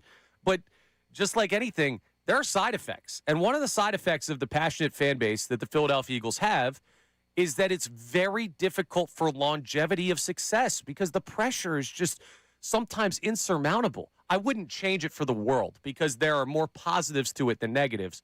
But that's why, and it's not just the A.J. Brown thing, but the requirement to win, the constant focus, the level of questioning you get from the great media members that cover this team. You can't go anywhere without hearing about the Philadelphia Eagles in this town. And that makes it tough to continue to always be on your A game. Okay, this spins it into something that I want to ask, though. Does that not tell you that there's a level of greatness of Jalen Hurts that we don't acknowledge? Jalen Hurts navigates the waters of this city as well as any quarterback ever has. Greatness is an interesting way to put it. Because he doesn't allow the nonsense to ever suck him in. Yeah. I don't even know with Hurts if it's greatness. And maybe this is me not giving him enough credit. Okay. He's just different, man. Oh, well, we know that. And I don't know that that's something that is better or worse because we've heard, listen, a couple months ago, maybe not even a couple of months ago, recently, we had the tell-all Jalen Hurts article about all the issues that are going on that the Eagles did not really refute when it came to questions about the quarterback. And part of that stems from where the personality is. There are downsides to the way that Jalen Hurts handles his business as well. I don't know that it's a great or not great thing. I think that the lack of outside noise affecting him that comes from his time at Alabama, he is perfect for this position in the city. I don't know that it's any type of plan or doing. I think it just worked out that we got some cyborg in the town that doesn't let you avoid the noise that might be the only guy that can do it. All right, CJ tells me, he goes, John, though, come on now. You've flipped on players before, like with Jalen Hurts. He goes, I remember you giving grief justifiably, he puts in big letters, justifiably, when Jalen Hurts wouldn't give any grace to Nick Sirianni. Yes, I did rip Jalen Hurts for that because I thought Jalen Hurts' behavior in that specific situation was unprofessional. But I think that's the idea of having integrity in what you do. You call out something that is not appropriate, and then you credit stuff that is. That is to me, with Jalen Hurts, has been an isolated incident. Yeah, it has been. But I called him out for it loudly. Yeah. Because I think when your head coach needs a little bit of a lifeline, it's not hard to not be a D. Don't be a D. Yeah, there's something nice you can say. If you have a coworker, you have somebody in your family, you have somebody that you're asked on the record about. There's something you can find nice to say about somebody. Absolutely. But there's always going to be moments, even for the greatest teammate, the greatest person, the greatest player, where they're going to have missteps. The problem is, and JM3232 on YouTube says, pressure. In 23, how he got cheap on defense. In 25, the offensive line was shot. How is that pressure related when we were having the conversation? Yep. Remember, this is a guy who said you can't rebuild in this town. Part of the reason that you were in those situations where you had to get cheap on defense or you stuck with an offensive line that was banged up and you had the issues of that is because you don't have the luxury of building things sustainably for the Eagles. You have to win now and win always, and that's part of the pressure of this town. The story's not associated with A.J. Brown. We promise. They're next with Austin Jones. Today's headlines come up next on 97.5 The Fanatic.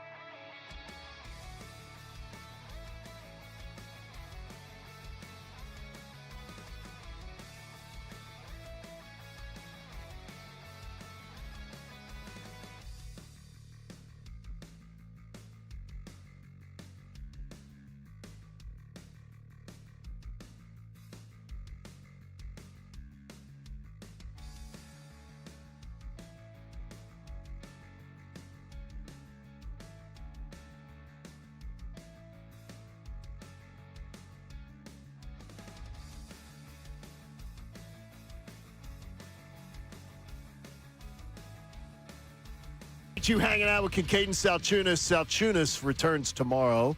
Connor in Andrew's seat. That's Austin Jones in Connor's seat, which means that Shukri and has to jump over. Rodman has to jump around. We got everybody just we got some versatile people today. here. They're all over the place, but we appreciate you being a part of the show. Everybody chiming in on the text line at 610-632-0975. You can text in. You can voice text in. Austin, what do we have on a very busy morning on the morning of the Blue Moon? Yeah, so this is from Joe. He said, this goes back to Brandon Marsh' conversation. He says, Brandon Marsh is basically doing and saying everything right this year, forcing Dave Dombrowski to outbid everyone in baseball to give him a 15-year, $600 million contract. No, stop it. I love the guy. Is that Joe? But absolutely Is that Joe not. just being Joe? Come on, Joe. We don't need any more long-term major deals for the Phillies. I think we're pretty full up right now with that. It is, though, it is pretty interesting to see what he's going to get.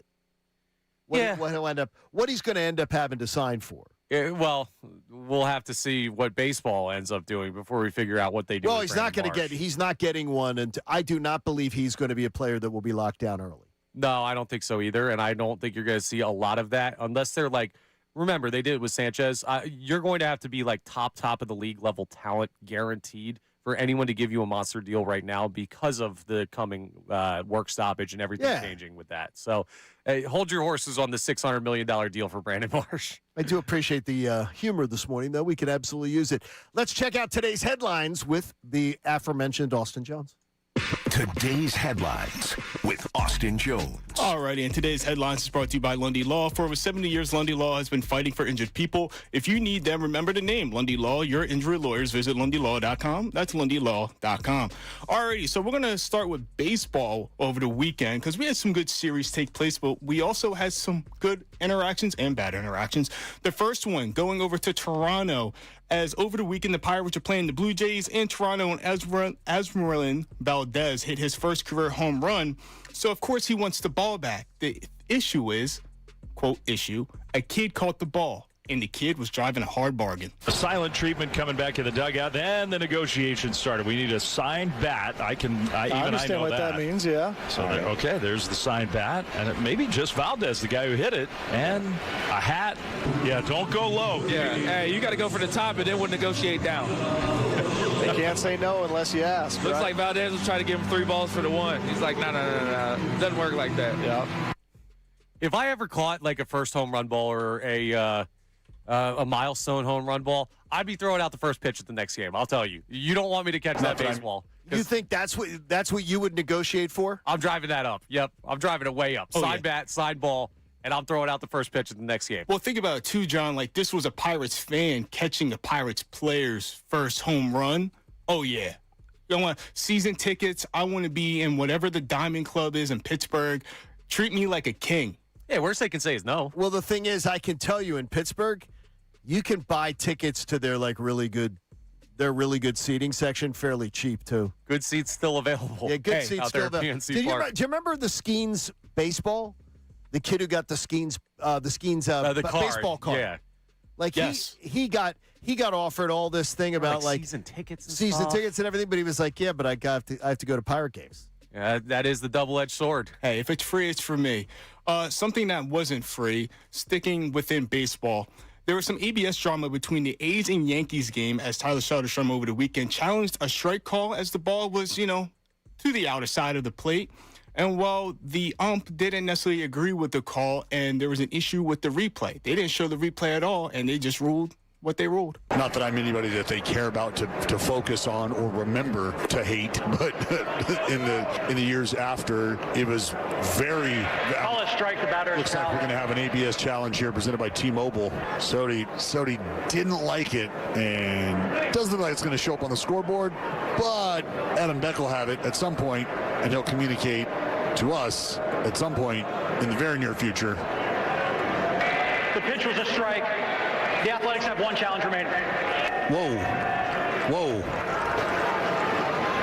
No, that can't be right. I'm not quite sure. Yeah, that wasn't a strike.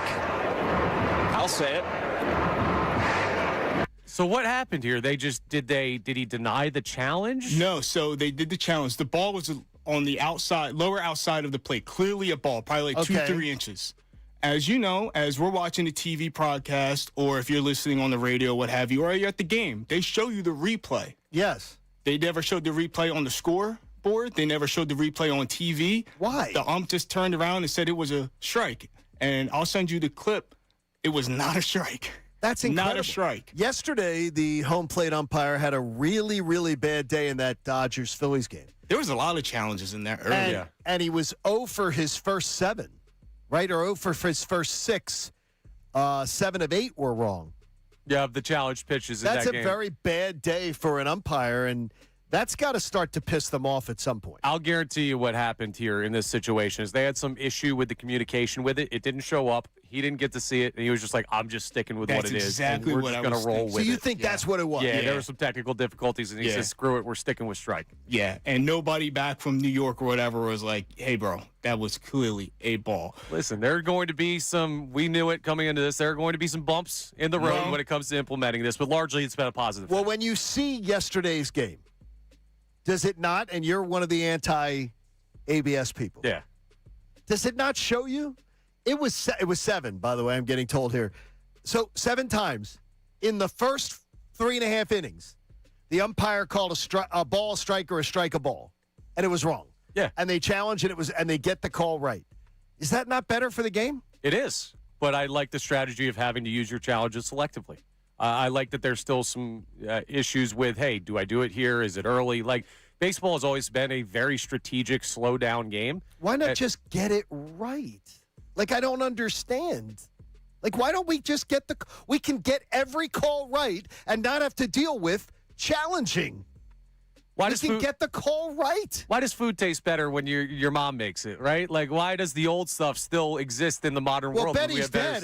Thanks for bringing that up. Now I feel all sad. But sometimes the romanticism of having the human element in things is better for people. I don't know and what I just like romanticism you're getting it wrong is romantic to you. Yeah, what am I supposed to Well, get I'm mad thinking at? your if my team romantic life stinks? probably it is, Connor. I would mean, say that would be the history. Yes, could very well be. Last story for us today, gentlemen. I don't know if it's necessarily romantic, depending on what side of the coin you are on, but we're going to have some championship ball played this week. You have the San Antonio Spurs going back to 1999 against the New York Knicks in the NBA Finals starting on Wednesday, and then you'll have the Hurricanes taking on John's Vegas Golden Knights. Yes. Thoughts, concerns, series on either series? Go Canes, go Spurs. Not a second thought in my mind. I think that the Canes are the better team. Wouldn't be shocked if the Golden Knights win, but the Canes are the better team.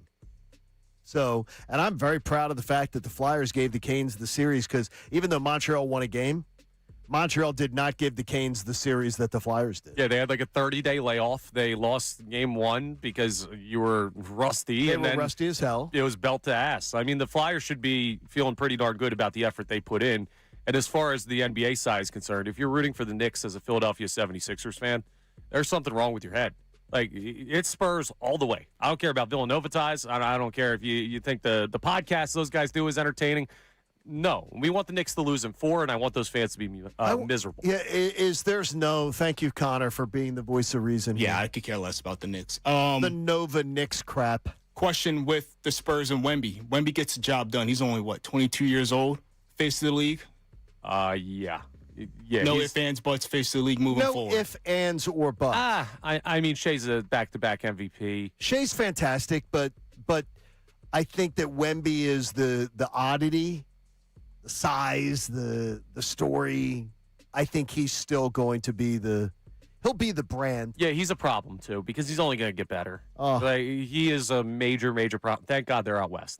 Not that the Yes. Sixers are right in the championship contention window, but that's a problem for Mike Gansey to fix now as the new president of basketball I wonder operations. if Mike Gansey will have like a Lego of like Wemby. He's a Lego guy. Yeah, I like it. Big into Legos. He's got to build this thing. That's perfectly on brand. Better than that basketball play that Moore put out. That was something, wasn't Video it? games, Legos. We wonder why the birth rate's down. Hey, Legos are fun, man. We wonder why the birth rate's down. Grown men with the Legos and the video games and everything. We wonder why sex is down. Legos are sick. I won't take this Lego disparaging not on up, this John? program Yeah, today. it's what? No, it's Dr. Avidan Appel's trying to help. Obviously, it doesn't work that hard. Look, if you missed Adam Schefter, you don't have to wait to hear him. He's going to be coming up.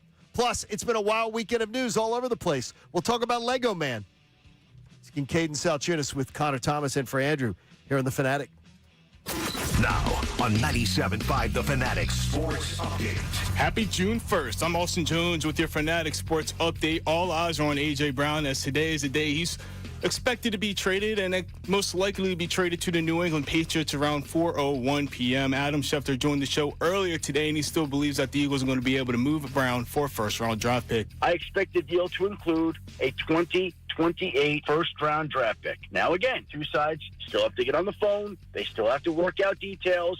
They still have to come to an agreement. I think it'll be a 2028 first-round draft pick that is included in that deal. Keep it here on 97.5 The Fanatic all day long for the latest on A.J. Brown. The Phillies fell to the Dodgers yesterday as catcher JT Realmuto did leave the game early due to being hit by a pitch on his left wrist. Thankfully, X-rays came back negative. The Phillies finished their West Coast trip 4-2, and they're going to be back Tuesday night against the San Diego Padres. Aaron Nola is going to be on the mound for a 6:40 start in the NBA. The Sixers have hired Mike Gansey as their new president of basketball operations. Gansey spent the last 15 seasons with the Cleveland Cavaliers. Adam Arison from Philly Voice joins the show at 9:05 to speak on the new hire.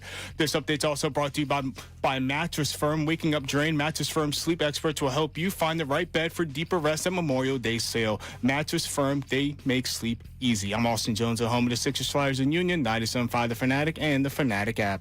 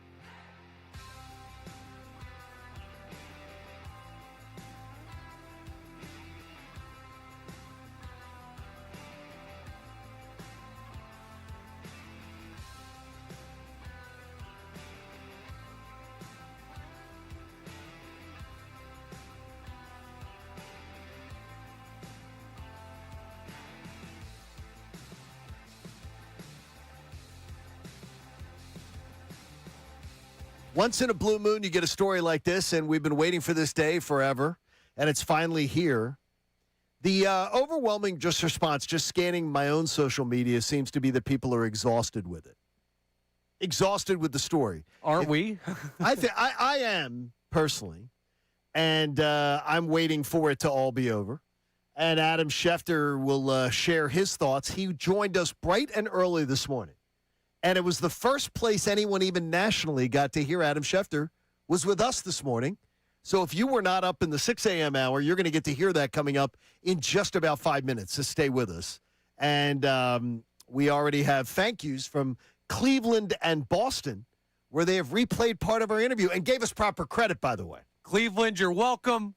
Boston, kick rocks. Yeah, Boston can kiss our ass, even though Boston is part of our family. I know. I love them. No, they can kiss our ass. They're Boston.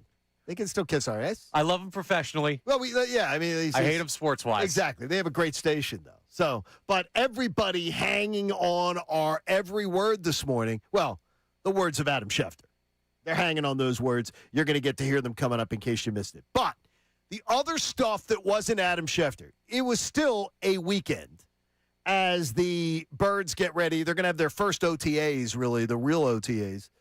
Their first mini camp coming up here, I should say, just in a bit. But the Phillies with a winning road trip. And, Connor, they go 4-2 on the road trip, which is fantastic. When you go to the West Coast again, in the last decade, teams coming from the Eastern and Central time zones, thank you, ESPN Stats and Information, have a winning road trip. How about this? Have a losing road trip 59% of the time. So they go 2-4 or worse 59% of the time. So when you go 4-2, double thumbs up, happiness. Single thumb up. Really? They couldn't hit the damn baseball. Single thumb up. So you're not a results justify the means type of guy on this one? They do. They don't justify the second thumb up. I'm happy with it. Okay, I get you. I'm not thrilled with the way that they won, and that's something that I'm normally a win is a win, and with where the Phils are at in the standings, with everything that they went down in the standings with starting the year, firing the manager, it's good that they're in the spot that they are right now. Every win matters. But if we're going to talk about World Series contention, and we talked about these being playoff caliber teams they're playing right now, you got to look at it in the vein of October at least a little bit. And I think that's very fair. That was not good enough offense for a team that you expect to compete for a championship. But what do you think of Kyle Schwarber's weekend?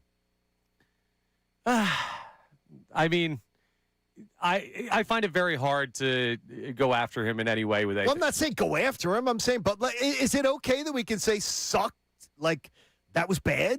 Yeah, but he had a stretch of like 8 straight strikeouts against the Marlins, and then he has that stretch of like 8 homers in 10 games. It seems like every time he has one of these cold stretches, we forget about it with power hitters because we don't have many in this lineup. Okay, I get you. But the streaky nature is something that's always going to be a part of it. Okay, because they were the problem I've got with it is that they were uncompetitive at bats, and they were, more importantly, unproductive at bats. And I'll give John Kruk a lot of credit on the broadcast that he flat out said, those are unproductive at bats. That he goes up there and it's like, you have to get the runner. You got to get a runner home from third. You got to put the ball into play. There are 2 men on, 4-0 game. Schwarber comes up, 1 out. You got to put the ball in play. Yeah, on a different team, I'd be talking about Kyle Schwarber's strikeout percentage this year and saying it's way too high and that's an issue. On this team where you don't have power really coming from anywhere else, the guy that's going to hit 50 bombs this year, I'll take the strikeouts because you're not getting that power production anywhere else. And if this comes with it, so be it. See, but the thing is, here's where I got a problem with that is situationally, you have to be aware. You got to be aware. You can't do like I got you. We need the power. We got that. In that situation, we don't need the power. Yeah, in that situation, you need him to be more aware of what's going on in the game. Then get a different guy. I mean, that's what Schwarber is for this team. That's what he's always going to be for this team. I'm not going to ask a guy who's been creating that much run-scoring potential with the power in his time here to be something he's not. I understand what you're saying, and I'd like to see more situational at-bats from him, but it's on other guys in this lineup. Like, I'm not going to Kyle Schwarber for that. Even when he comes up in a situation where you go, look, you got to get something on the board here. Give Painter a life raft. Give him something to work with here. Yeah, even in those situations. Like, if they had another guy that I expect to hit in, like, the 30s of home runs, and maybe Harper will get there. We'll see how the rest of his year goes. If they had another guy where I could pencil that in, then sure, you can ask guys to do more. But because he's the only guy that produces power, I'm not going to also say, well, you got to do all of this other stuff to drive in runs. He's filling his need right now on the team. Adam Aronson joins us next hour. What'd you know about Mike Gansey before you Googled him? He was with the Cavs organization, and he played college basketball at the Division I level. I remember the name a little bit from way back in the day, but not much more than that. I did not remember the name from back in the day. I had to Google him, and then when I Googled him, then I was like, oh, okay, I think I've heard that name before.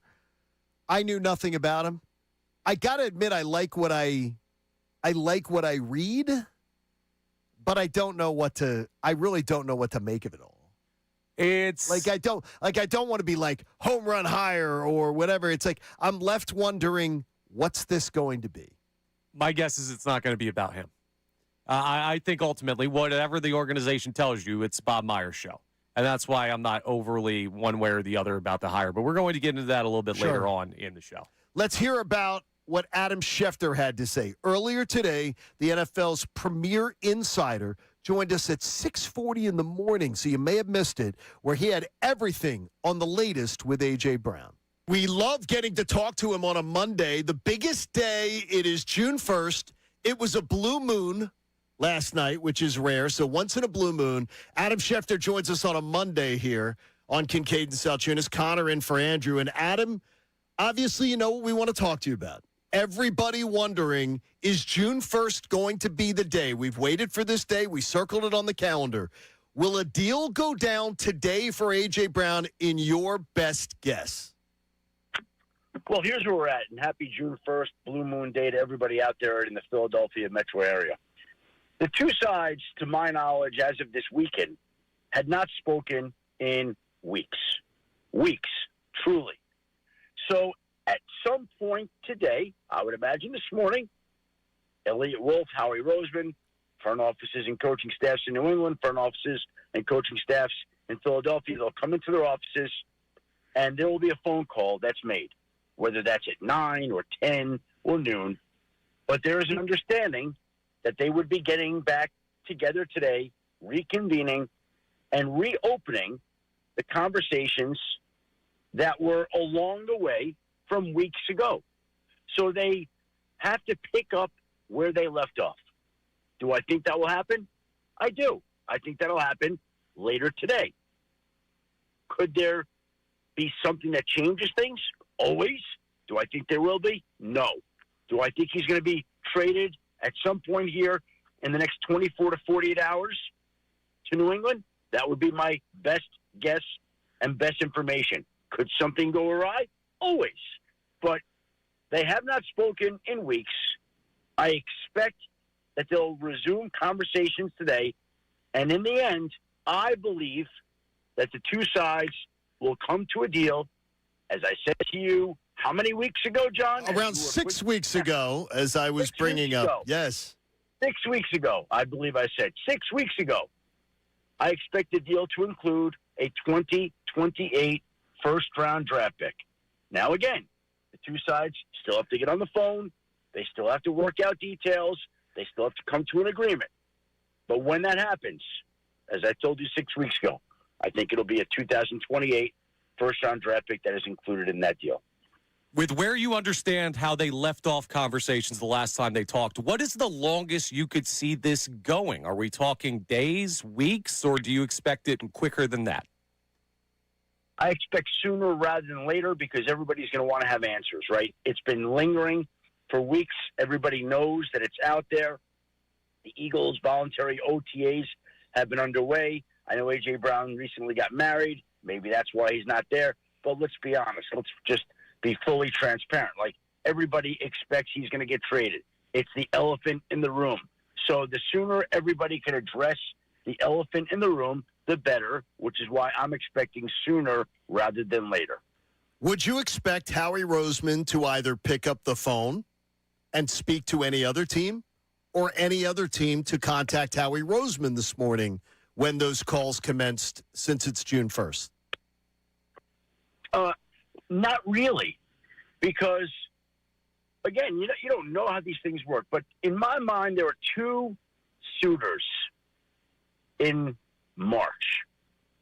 One was the Rams, and one was the Patriots.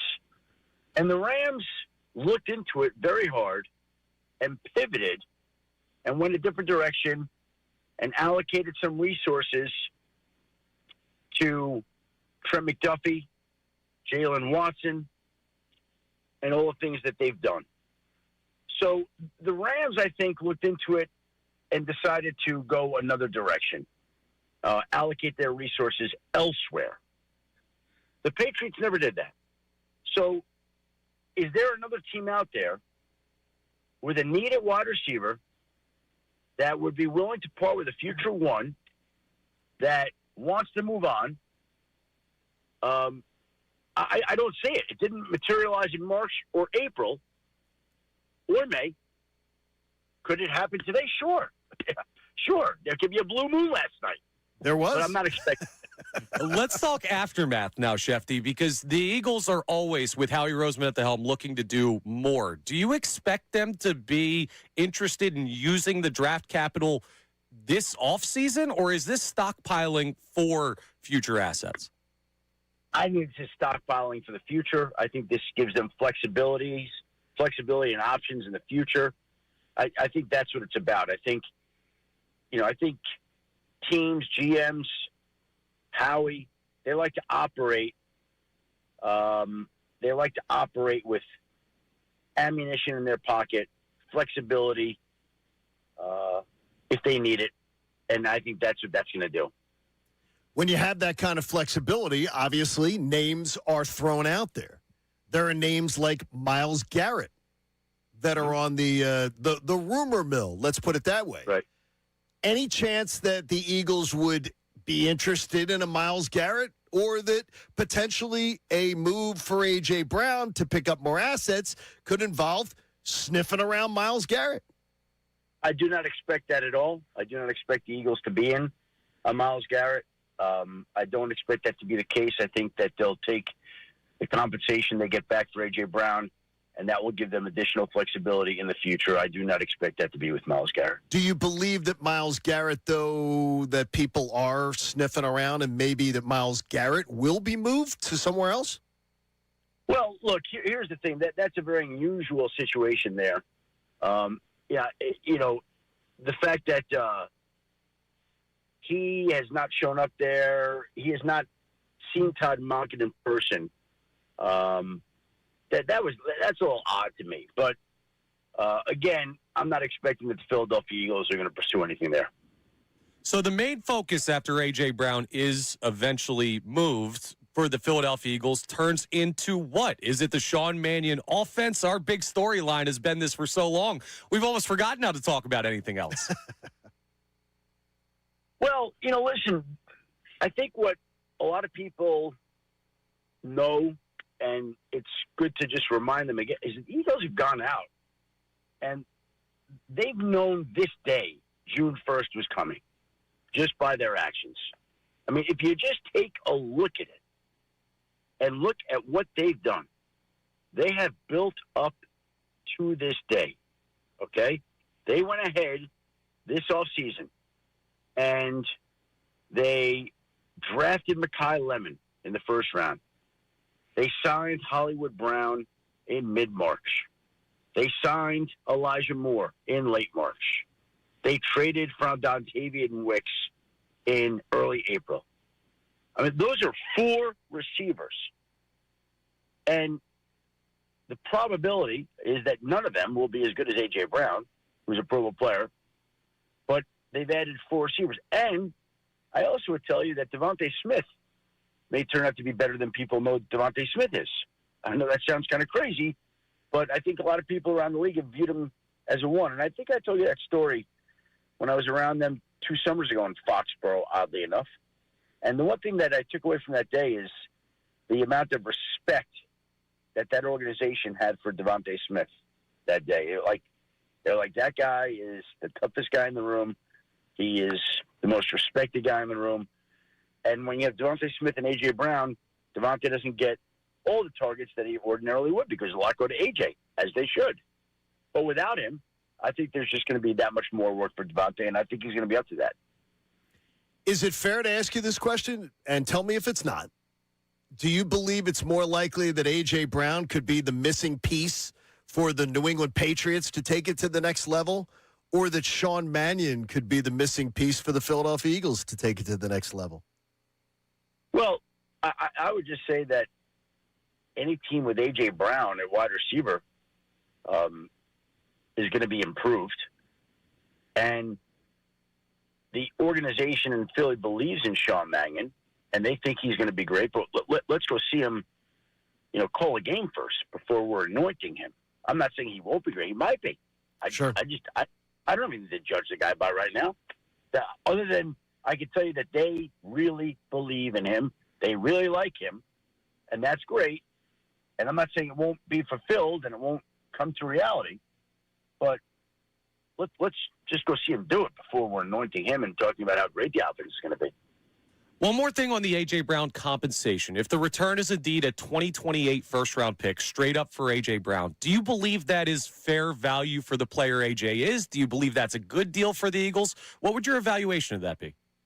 I think anytime you can get a 1 for a 29-year-old player, that's probably a fair package. And A.J. turns 29 later this month. And, look, it certainly seemed like he did not want to be there anymore. They had to make a move. And when you have to trade the guy, and people know that you'd like to trade the guy, and you still get back a 1, that seems like it's pretty fair to me. They gave up a 1. They gave up a 1 to go get him, the 18th pick in the draft. 4 years later, 2 Super Bowl visits, a championship, and now they're going to get a 1 back.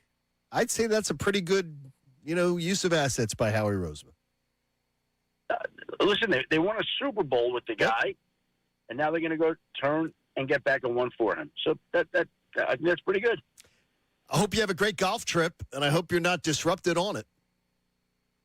We'll see. Get the 3-wood out. If you're not confident in the driver, get the 3-wood out. I have a 3-wood in my bag. I wish I did. I got a new clothes.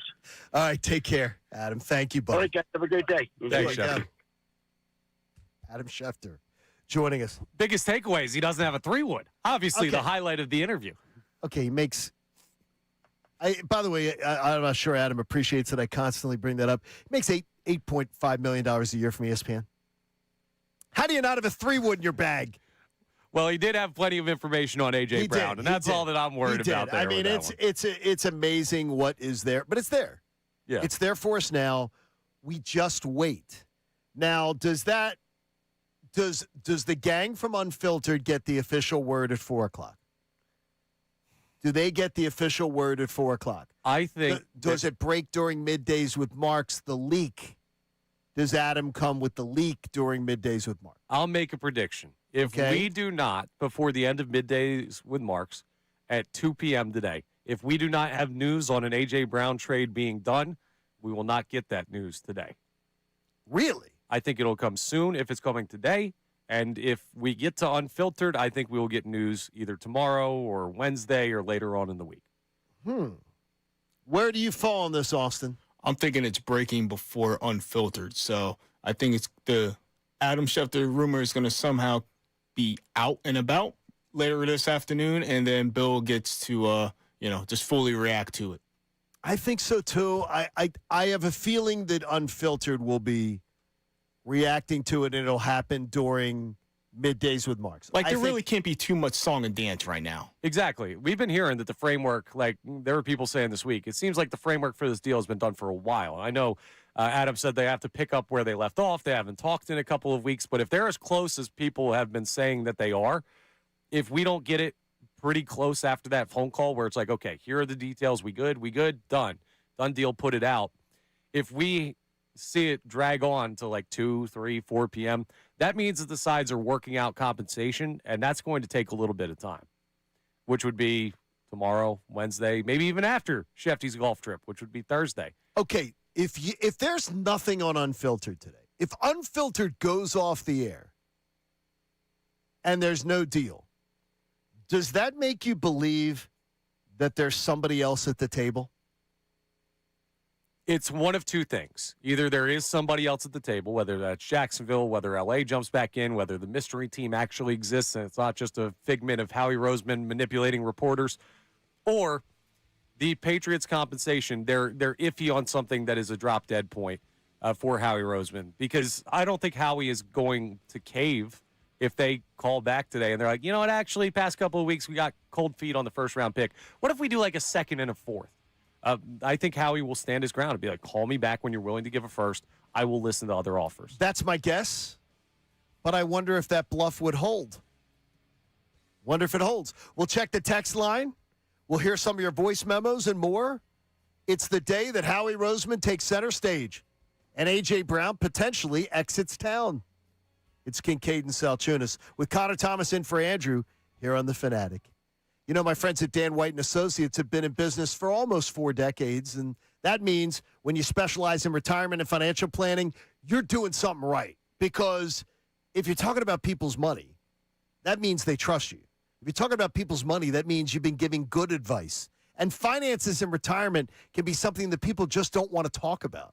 But the experts at Dan White & Associates can help you make sense of your unique situation. They host educational seminars throughout Pennsylvania, Delaware, and Maryland. They've got offices in Glen Mills, PA, Middletown, Delaware, and Lewis, Delaware. And when I tell you they host these educational seminars, that means you go to a nice dinner and you listen to a talk, and you can be a passive listener. Just listen. But then you're going to want to have your own conversation with a complimentary no-risk consultation in one of their offices. You can check out danwhiteandassociates.com on the web. Find out more about how they're going to stress test your retirement plan and how they're going to take a different approach by educating their clients on retirement planning. They want you to create income in retirement that will support the lifestyle that you want to live. They're great folks. It's Dan White & Associates. Check them out at danwhiteandassociates.com.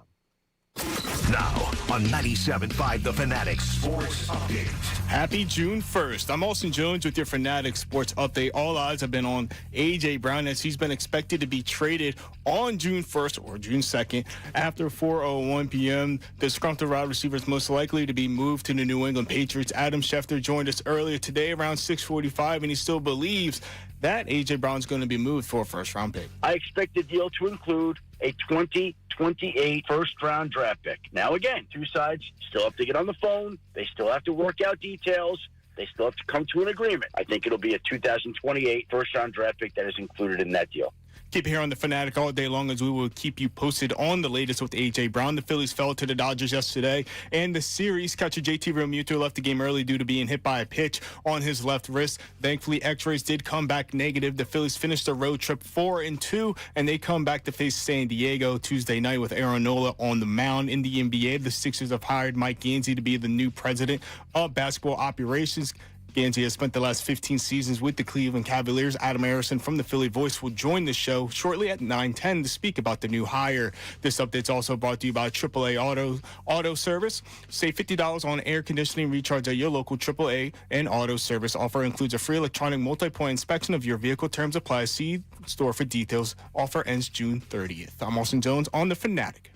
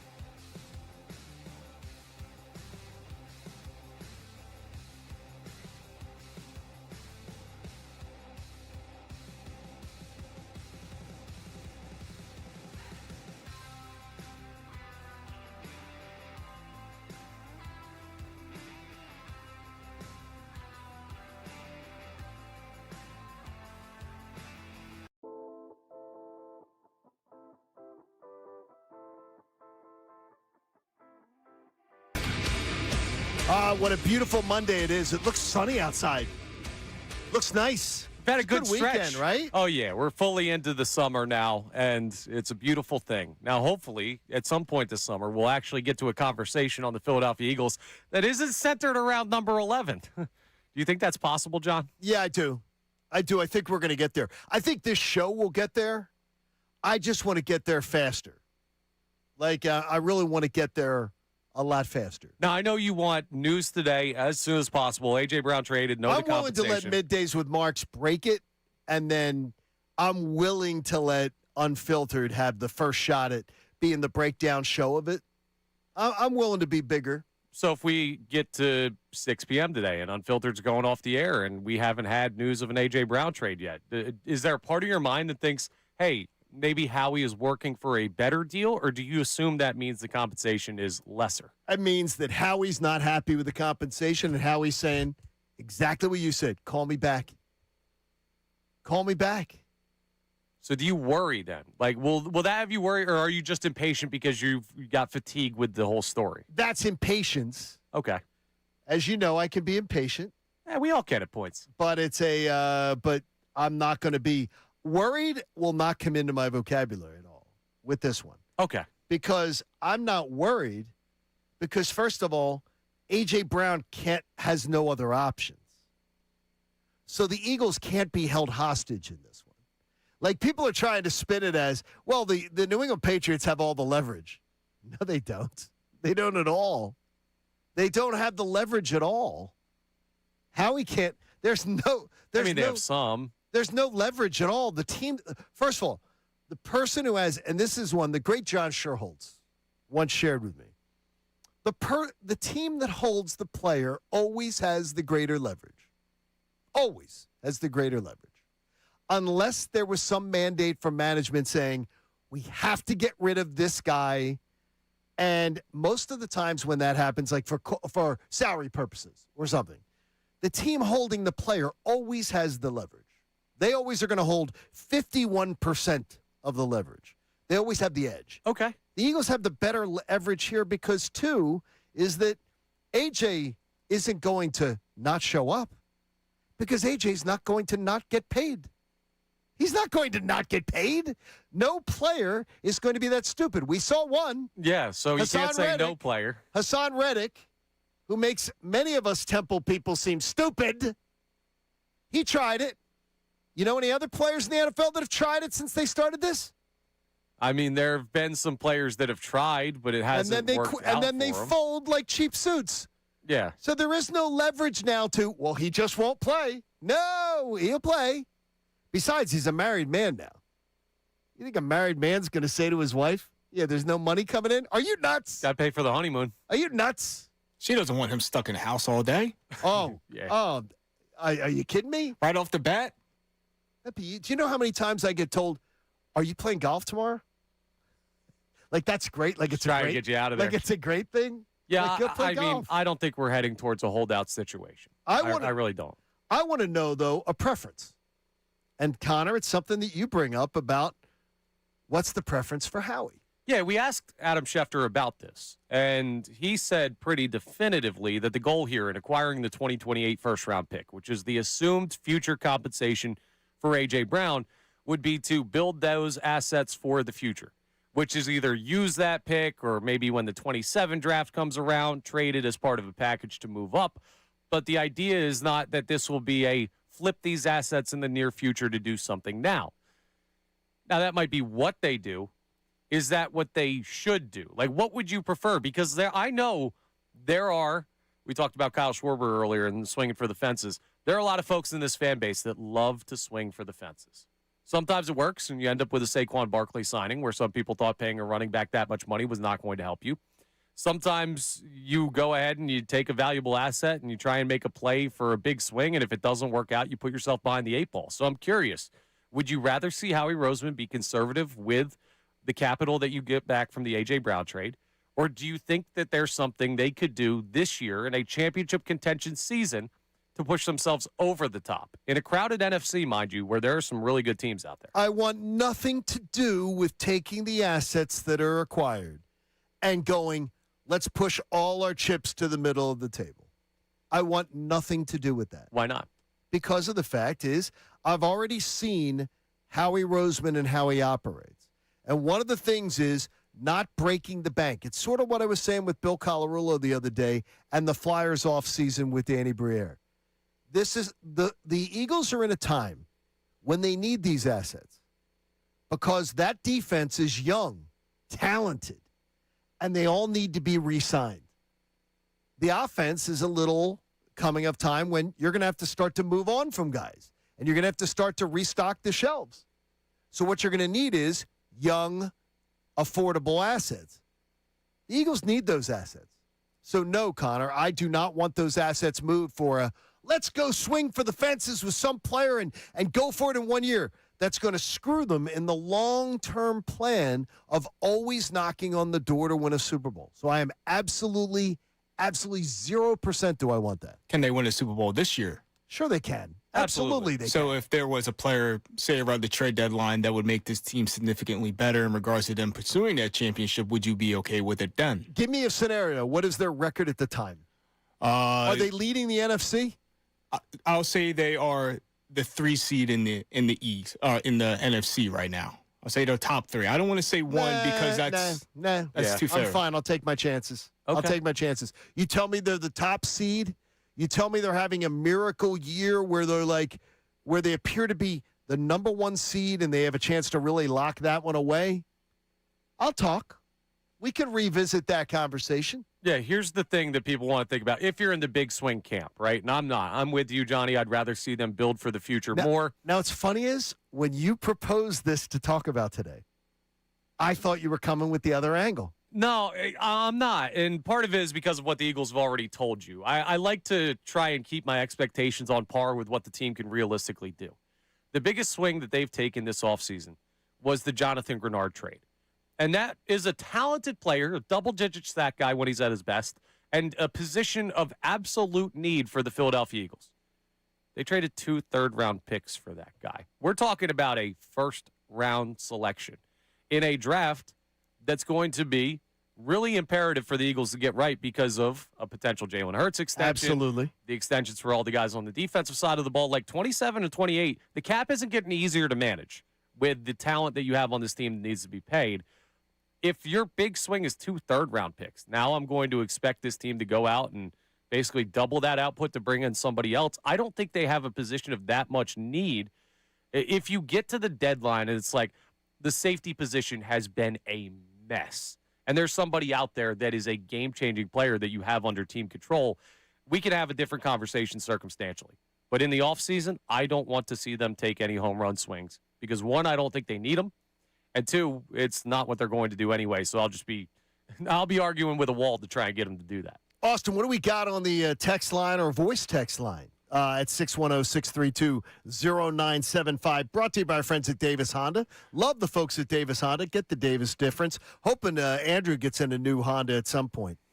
That thing's held together. Leave him alone. He's not even here to defend himself. That thing's held together by rust. He won't even get it washed. He's afraid it's going to fall apart. He gets here every day. Hey, that's all that matters.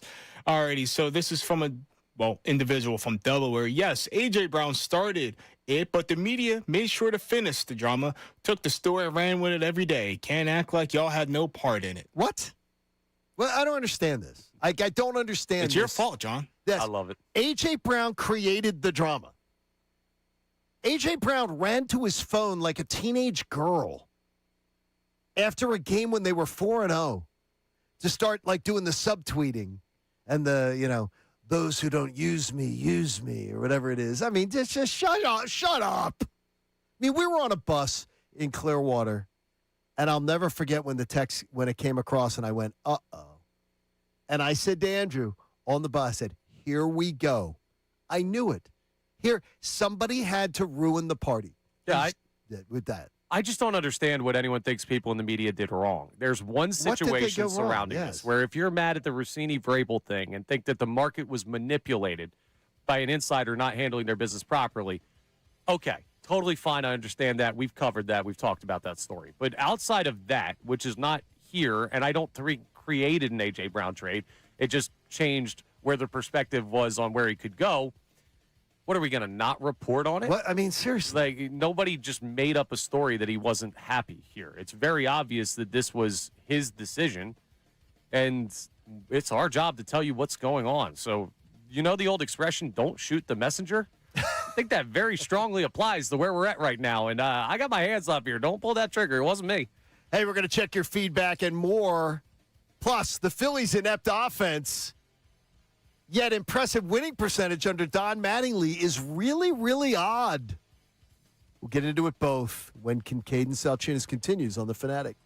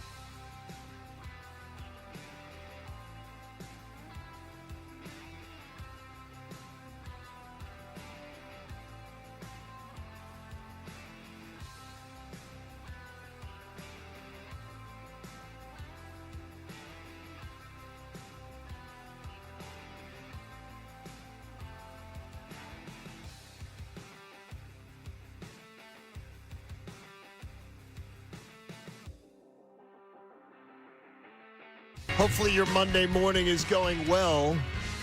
It's been a wild Monday, but nothing's happened yet. That means that Andrew Salciunas is very happy. Connor's in for Andrew today. He's very happy. He openly rooted that it would not happen today. Yeah, he's being a little selfish with that, but that's okay. I understand. He wants to be here to be able to react to it. And some say he's being A.J. Brown. He's being A.J. Brown about this whole thing, and that's exactly where I was going. Austin, it's exactly where I was going with this, and one of our listeners is also going there too, Jeremy. He said, why are you not bringing up that Salciunas has been A.J. Brown about this whole story, begging openly for this story not to break while he's away? Big eye guy. He's been big Mike, like me, make it about me. Can't spell Salciunas without an I. You can't, right? There's an I in it. We'll be glad to have him back tomorrow. He'll be back whenever tomorrow. It happens. He was always going to have tomorrow to react to. That's what I didn't get. We're gonna. I got some news for people. A little programming note. I know we like to tease future segments. We're gonna tease future shows. This will not be the last time we talk about A.J. Brown. No, but I think we're gonna keep doing this for a little bit. But it is fun to think, though, that we're moving on from this. At least for me, it is. I gotta wonder if listeners will feel the same way. I'm thrilled that we're going to be moving on from this. Yeah, there's only so much juice to squeeze out of this conversation, and as long as it continues, we're going to continue to talk about it because it is a huge story. But don't think that we're not tired of it. Oh my gosh! Like, come on! I'd like to talk about the Sean Mannion offense. I'd like to talk about whether or not Jalen Hurts could be the guy that he's been going forward with maybe less help. I'd like to talk about the safety position if anybody can play it. I think next week at minicamp we will find out more about the Sean Mannion offense. That's what we're really going to find out. Just waiting on a couple more lemons to drop. That's all. Yes, let's see if the. Hopefully, we got a good lemon already. Let's see if the text and voice text feedback line has stepped up. Thanks to our friends at Davis Honda. Yeah, this is from our boy X. Hey, good morning, you guys. Xavier from Newtown Square. But I'm gonna say this right now. Like, I'm a big AJ Brown fan. I love the guy, man. I got jerseys, shirts. Like, that's my guy. But I can't judge, or I can't really have a feeling until I know exactly why he wants to leave. Because if you ask me straight up, I don't agree with it. Well, can I ask you this, Xavier? And I ask anybody who comes with that feeling today, by the way. I ask you this question. Are you okay that he quit on you? Are you okay that he quit on routes? Are you okay that he didn't give full effort? Are you okay that he was causing disruptions by running to his social media right after games? And by the way, check as his teammates speak of him, they speak of the person. And I bet you've worked with those people too. People that you love, people that you can love, you love their company, but they can be absolutely exhausting to deal with at work. They don't bring the same effort as you do. You have to pick up the slack for them. Or they have to be constantly assuaged all day long. Everything's about them at work. That it's like, oh my gosh, can we just focus on what we're trying to focus on and not have to deal with these distractions? Like other NFL players having to answer questions about you, which, by the way, they hate. Yeah. As a guy who's done the job of being embedded with the team as a reporter, they hate it. Nothing they hate worse. I think it's a really fair thought process, though, by Xavier on the voice memo line there. Because for a lot of fans, and we've had the opportunity to hear some things, some stuff that we've taken to air, some stuff that we will dive deeper into when there are full actual reports out it. But like, we hear more rumors than the average person doing what we do, or more information. Yes. I think it's very logical for fans right now who are on the pro A.J. Brown side or considering which side to take to say, I would like to know more of the story via reports we're going to get after he's traded to know why this happened. But are you okay that he quit on you? That's the first question I have for you. Well, let's not get to that. No. That's part of it. What's the justification for the action? Whoa. There's no justification. If I'm pissed at you, if I'm pissed at Andrew, if I'm pissed at Scott, our boss, there's no justification for me to come into work and half-ass it. There's none. There's none. Because I'm hurting you. Well, I'm hurting you. I'm hurting. No, there's no justification for it. You're a professional. I'm willing. You're getting a paycheck. No, there's no justification for it. I'm willing to hear the story. He gets his day in court. Like, I'm willing to hear the story of what comes out. What would be the story that you would say, that's okay? Jalen Hurts tells him, you're not as big a part of this offense as you think you are, and I don't want to do what you want to do. So I'm going to purposely not put out? If your quarterback, who you're best friends with, is telling you, like, the way that you want it done, screw off, you're not as important to this team as you think, and that made him feel some type of way, Jalen shares more blame than some people might give him right now. By the way, the coach... I don't know that that's true, but, like... The coaches have told you in the postseason, have told you after the season, that Jalen was running the offense they wanted to run. Yeah, I got you. So then AJ should take it up with the coaches. Okay, well, then maybe it is the coach. My thing is... So you quit on your teammates? Yeah, but if I don't make this call with, like, a 90% thing. We're going to get the story. We're going to get a lot more information than has been available to the public over the next couple of days. We know he quit on rounds. We do, but we don't know the generation of the issue. And I don't care what the issue is. You're a professional and you're paid. No, Connor. You're paid to come to work. You're paid to give a full effort. Right. And you're in shoot first, ask questions later mode, and I'm just not there with this conversation. I'm telling you. I think this is madness. You're probably right, but I don't need to jump the gun on that. Like I said, we're not going to stop talking about this A.J. Brown thing. And when the story comes out fully, if he's looking as bad as you believe he's going to with this, we'll rip him. No, I think it's madness that there would be any justification that anybody would come with it's okay to half-ass it at work, where other people pay the price when you half-ass it. You're not he isn't working the register at Giant. Fair. He's not doing something where no one will ever notice. He's hurting other people, other people's ability to make money, other people's ability to go win a ring, other people's. So there's no justification for you because of your feelings and you half-assing it. Yeah, I don't think it's going to be AJ's right. I think it's going to be there's a potential for I understand more of AJ's position, and that could change people's perspective on it. And waiting to hear that information more, I think, is fair. I'd be shocked if you can listen to anything and say, I accept a position where a professional says, I'm just going to dog it. It's not even. I'm shocked. It's not even accepting. It's more being understanding of how we got here. Could change people's perspective because that information isn't out yet. Like, I'm 90% where you're at, but until I'm 100, I'm not going to fully go to that side. Austin, and I will get there. Austin, where are you at?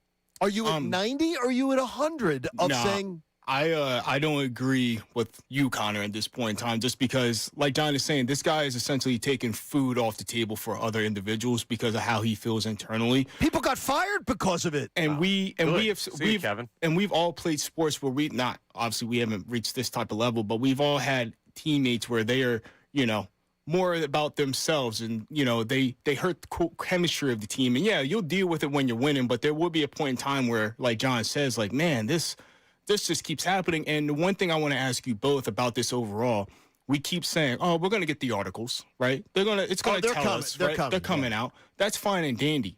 But is that going to be enough closure, not only for us as a fan base, but also as media members? Because, Connor, you said a couple hours ago, A.J. Brown has spoke about his time in Tennessee. He didn't necessarily speak ill will about it. So if it's going to be, quote, the reporter saying it and not directly from A.J., is that going to be good enough? I don't know. That's my thing. I'm not telling you it's going to be good enough. I'm not telling you there is a justification. I'm not telling you that he's going to come out of this looking better because of what we hear. But I'm saying if you're a fan that wants to hear it, his side of the story or more of the story before you decide to put the level of fault. Well, if he doesn't tell you his side of the story, where are you going to be? I'm going to be anti. I'm going to be where you're at. Okay, good. Yeah, okay, at least I know. I'm going to get there. At least I know that. If I don't hear why he quit on routes, if I don't hear why he half-assed it, and I'm not going to accept it as, oh, well, good for you, AJ. Right. Good for you. But this is not trials over. Like, if there's more evidence to bring to the table, I will view that evidence. Villain or hero? Positive or negative? Is A.J. Brown the most complicated Philly star athlete in its history? Or do others push ahead of him on the rankings? We'll get to that. Final hour of the show's coming your way. Kincade Salciunas on the Fanatic. Now on 97.5 The Fanatic Sports Update. Happy June 1st. It's potentially A.J. Brown Day. I'm Austin Jones with your Fanatic Sports Update, and all eyes have been on A.J. Brown this offseason. It's been expected for him to be traded most likely to the New England Patriots, either starting today, June 1st or June 2nd. Adam Schefter joined the show earlier, and he spoke about the value of potentially receiving a 2028 first-round draft pick, and he believes that's a good price. Seemed like he did not want to be there anymore. They had to make a move, and when you have to trade the guy, and people know that you'd like to trade the guy, and you still get back a one, that seems like it's pretty fair to me. Keep it here on 97.5 The Fanatic all day long for the latest on A.J. Brown. The Phillies fell to the Dodgers yesterday afternoon, and they lost the series, and they almost lost JT Realmuto for a long period of time as he left the game early due to being hit by a pitch on the left wrist. X-rays did come back negative. The Phillies finished their West Coast trip 4-2 on their return home Tuesday to face the San Diego Padres. Aaron Nola is going to be on the mound for a 6:40 start. In the NBA, the 76ers have hired Mike Ganzi as their new president of basketball operations. Ganzi's spent the last 15 seasons with the Cleveland Cavaliers. Adam Harrison is going to join us shortly from the Philly Voice at 9:10 to speak on the new hire. In the NBA, the Spurs are going to take on the Knicks in the NBA Finals, and in the NHL Stanley Cup Finals, it's going to be the Vegas Golden Knights against the Carolina Hurricanes. I'm Austin Jones, your home of the Sixers, Flyers, and Union, 97.5 The Fanatic, and the Fanatic app.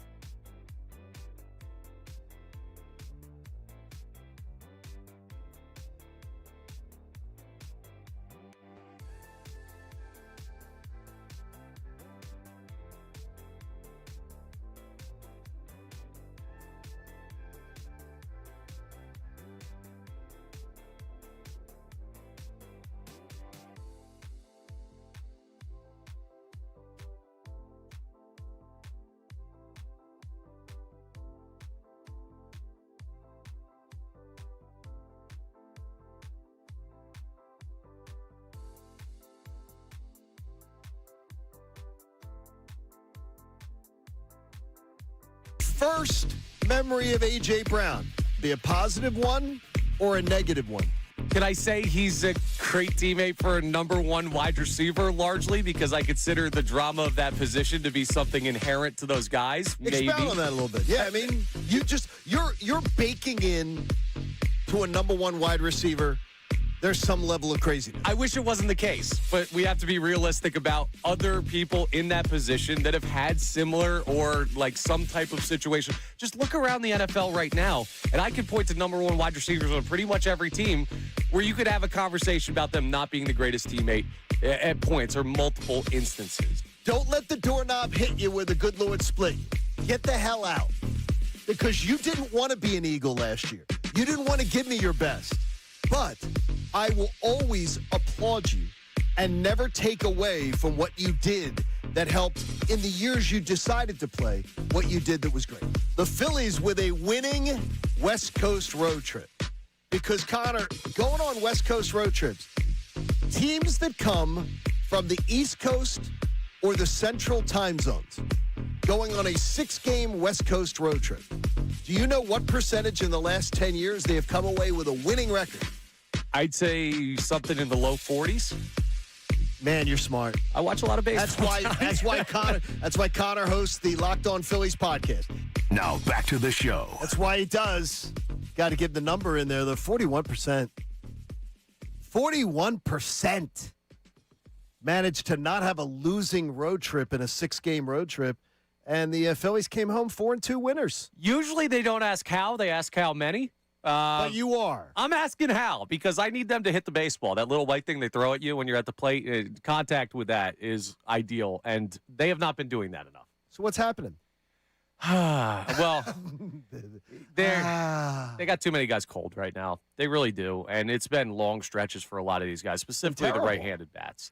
And look, you've got a manager who is 21-10, and the offense in his tenure around 2.5 runs a game. So the pitching's That's insane. Yeah. So the pitching's been wild. The offense has been anemic.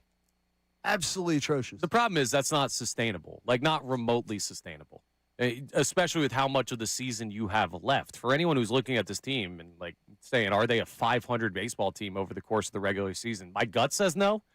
But if you're not going to get offensive production, Christopher Sanchez just had a scoreless month of May. He lost one of his starts. You're not going to keep consistently winning baseball games unless the offense wakes up. Now, I've got good news. I'm not sure if you saw the calendar today. We haven't really been talking about the date all that much. Yes. It is June 1st, folks. Meteorological summer began at midnight. Oh, beautiful. June, July, and August, the meteorological summer. Not only is June 1st the big A.J. Brown date, but it also normally is when you start to see the power offense tick up for this Phillies team in this era. We know about the Schwarber stuff. We know that June has been a pretty good turnaround month for them when they've had struggles in the past. So maybe this is hitting season. I know you hate it, Johnny. I hate that. But maybe it's it as is. If no other teams playing cold weather. Hey, if it works for them, it works for them. And they've had solid regular seasons, so you got to hope it gets figured out. Adam Aronson from the Philly Voice will join us on the 76ers hiring of Mike Gansey as Pobo, coming up at around 7 minutes from now. So you don't want to miss that as the 76ers have a new man in charge. We'll find out how much control he actually has, how much influence he will actually peddle as he comes in from Cleveland. But can you give me a more complicated star athlete in Philly history than A.J. Brown? And by the way, don't give me this easy name, which many people will try to come with. Do not give me a star athlete in Philly history being a certain player for the 76ers that quit basketball because he didn't love the game enough, because he never gave us anything. Oh, that was not who I was thinking of. Well, no, some people did. Really? They went Ben Simmons? Ben Simmons I got from like 3 people already. Ben Simmons, there's no complicated history. No. It's even in the text chat here. So No shot, Ben Simmons. Ben Simmons isn't There's no complicated with Ben Simmons. Very cut and dry. The guy didn't want to shoot. He didn't want to play. He didn't want to play the game anymore. He likes to fish better than he likes to play basketball. And it was video games before that. He wanted everything that came with being a star player without being a star player. He wanted to be a Kardashian. Yeah. He wanted to be a Kardashian. More power He wanted to to be you. a celebrity. Good job if you can get it, but not exactly what we're looking for from a star player. That's not a complicated situation. There's no complication. I couldn't even believe that his name popped up. No. I mean, you should be able to believe it because the guy was one of the most talented players in that span of time for the 76ers, and he flat out just not only quit on his team, but essentially just quit on his career. Like, he literally had a reverse 180 and just said, essentially, I'm done. Now, he didn't reach the levels of A.J. Brown. He never gave you anything, though. But We never saw any wins with it. You didn't okay, playoff success, but as an individual talent, a player that has stepped through to Philadelphia, and you said, for a moment in time, like, wow, this guy is pretty talented. even with the shortcomings of him having an actual jumper, and then it just went completely out the window. He holds out. He gets traded for James Harden, and now he's fishing for championships. Like, I would think he's probably the closest to, quote, a distraction of A.J. Brown. He's not even the closest in that organization.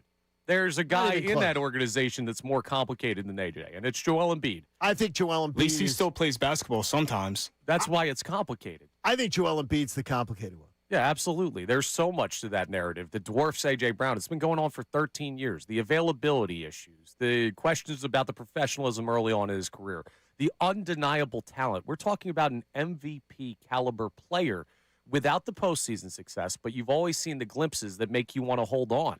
That's as complicated as it gets. I feel like I'm on a soapbox today. I don't want to be sitting here defending for two NBA players that haven't necessarily brought the what we want here in Philadelphia. But you have to think about A.J. Brown. Pure dominant athlete within Philadelphia sports, right? Like one of the most dominant guys that have been here in Philadelphia. He won a championship. Sadly, guys, not too many other organizations have done that. And then he turns around and puts his back to the team. I mean, John, I'd have to jump back to maybe something with the Flyers or the early 80s because I can't recall any member of the Phillies having that type of situation. I can't recall anyone on the 2017 Eagles besides maybe Carson Wentz. Like, this might just be one of one. It is. I think this is one of one. This is, I'm just not happy, so I'm going to blow it up. Didn't Wentz essentially do that with the way he handled not playing in the 17 Super Bowl? Reports out of the locker room that he was upset that it wasn't him. Like, that's essentially the same situation, right? Wearing the same number, for God's sakes. I think the Carson Wentz situation is very similar. See, I think it was much more of with Wentz, he was never the same player after the injuries. I think that's part of it as well. And he kept getting, speared in the head and speared in the lower back. And the injuries just took away his whole effectiveness. That's definitely part of the story for him as well. But I think there's more similarities than differences. I need explanation from you, though, because I'm getting an alert here on text from a friend saying you're getting crushed in the YouTube chat. Yeah, on the A.J. Brown conversation we were having? Explain yourself, because I'm not sure you thought this out. Oh, I absolutely did. There is no... Make this clear.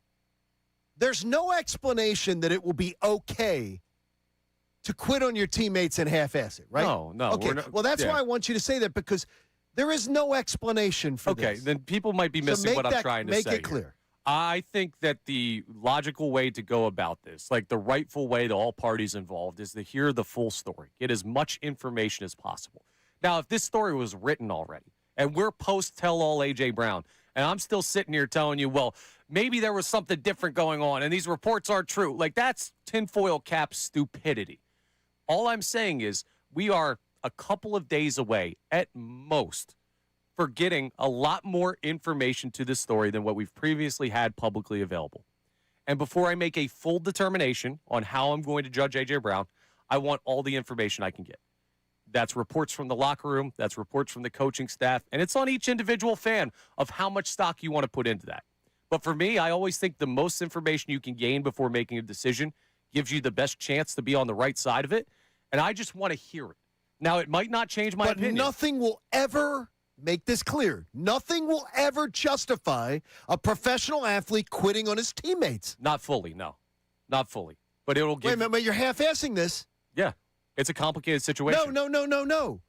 It is a yes, no. This is a yes, no. You can't quit on your teammates. You cannot do that. There are very few yes and no's in life, John. You cannot quit on your team, Connor. You're a teammate. You're a brotherhood. I know. I'm going to be mad at him for that, regardless. But there is a yes, no. There's nothing to justify quitting in games, quitting your performance, being half-assed. But the level of anger I feel towards him for those actions... Well, that's different. No, your feelings I don't give a crap about. I'm talking about there's no justification for A.J. Brown not giving his full effort at work. No, you got to go out there and play. Okay, but then that's it. That's all. But I need to know what led up to it. Well, that's good. Just your feelings, I gotta say, I swear I don't care about. Yeah, but I mean, it's the idea of the idea of A.J. Brown, though. People were misconstruing it as you were going to somehow give A.J. Brown a pass. No, okay, he's not getting a pass, but if there's some part of this where he got screwed over to feel the way that he did, you'll understand. I'm going to understand more about the actions. I'm always going to think he went about it the wrong way, but I'm going to give him a little bit more grace, depending on what the story. I might not give him any more. I might be more mad at him when we hear this. I certainly I'm hope just you willing are. to hear more. Well, the 76ers got themselves a new man. His name's Mike Gansey. They hired him from Cleveland as the president of basketball operations. Adam Aronson from the Philly Voice joins us live on Zoom. And Adam, I'm going to be honest with you.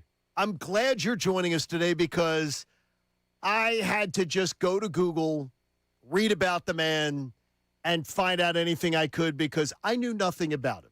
How much did you know about him? How much had you ever heard his name? And should Sixer fans be excited about this hire?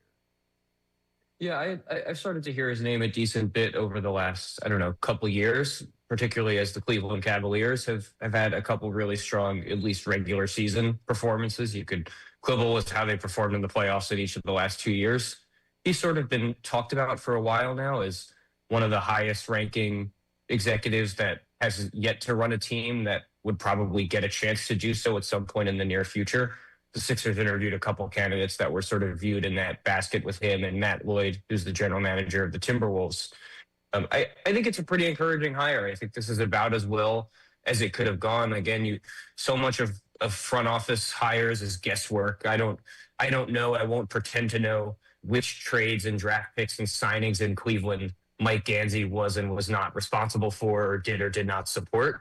But I think that has been a team that has generally been pretty well run in recent years, and this is someone that has a pretty strong reputation. I think particularly with drafting and scouting, and those are areas where if any team needs to do those well, but I think you especially look at the current Sixer situation, and you look at 25-year-old Tyrese Maxey, 20-year-old VJ Edgecombe, and I think most people would agree that this is an organization that should now have a more forward-looking approach. And I think a younger front office hire with that sort of scouting, drafting background makes for a pretty strong candidate.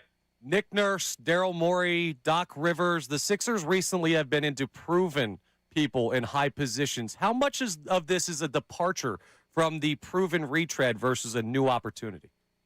Yeah, I think that's a good point. I think it is a pretty clear departure from past hires that they've made, both front office wise and coaching wise. And I think you could look at who led this hire. This was a Bob Myers led search process. Bob Myers, when he was hired to run the Golden State Warriors, was an agent. Bob Myers did not have experience running a basketball team when he got hired. Now, to be clear, Mike Gansey is not an inexperienced hire in that, this is a guy who had this rapid rise in the ranks. I really shouldn't say rapid because it's a very long time. I think almost 15 years in that organization, all the way up from a seasonal assistant to the general manager, second in line in that front office. So he's clearly experienced. He's clearly put the work in. He just hasn't sat in that big chair yet. But everybody talked about Mike Gansey as if it was just a matter of time until he did sit in that big chair. And now we know where that's going to be. Is it clear, Adam, though, that this is certainly not a protege hire, that this is one where they've decided this is the guy we're tossing the keys to, and they're going to just sort of, there'll be an overseeing of how he does his business now?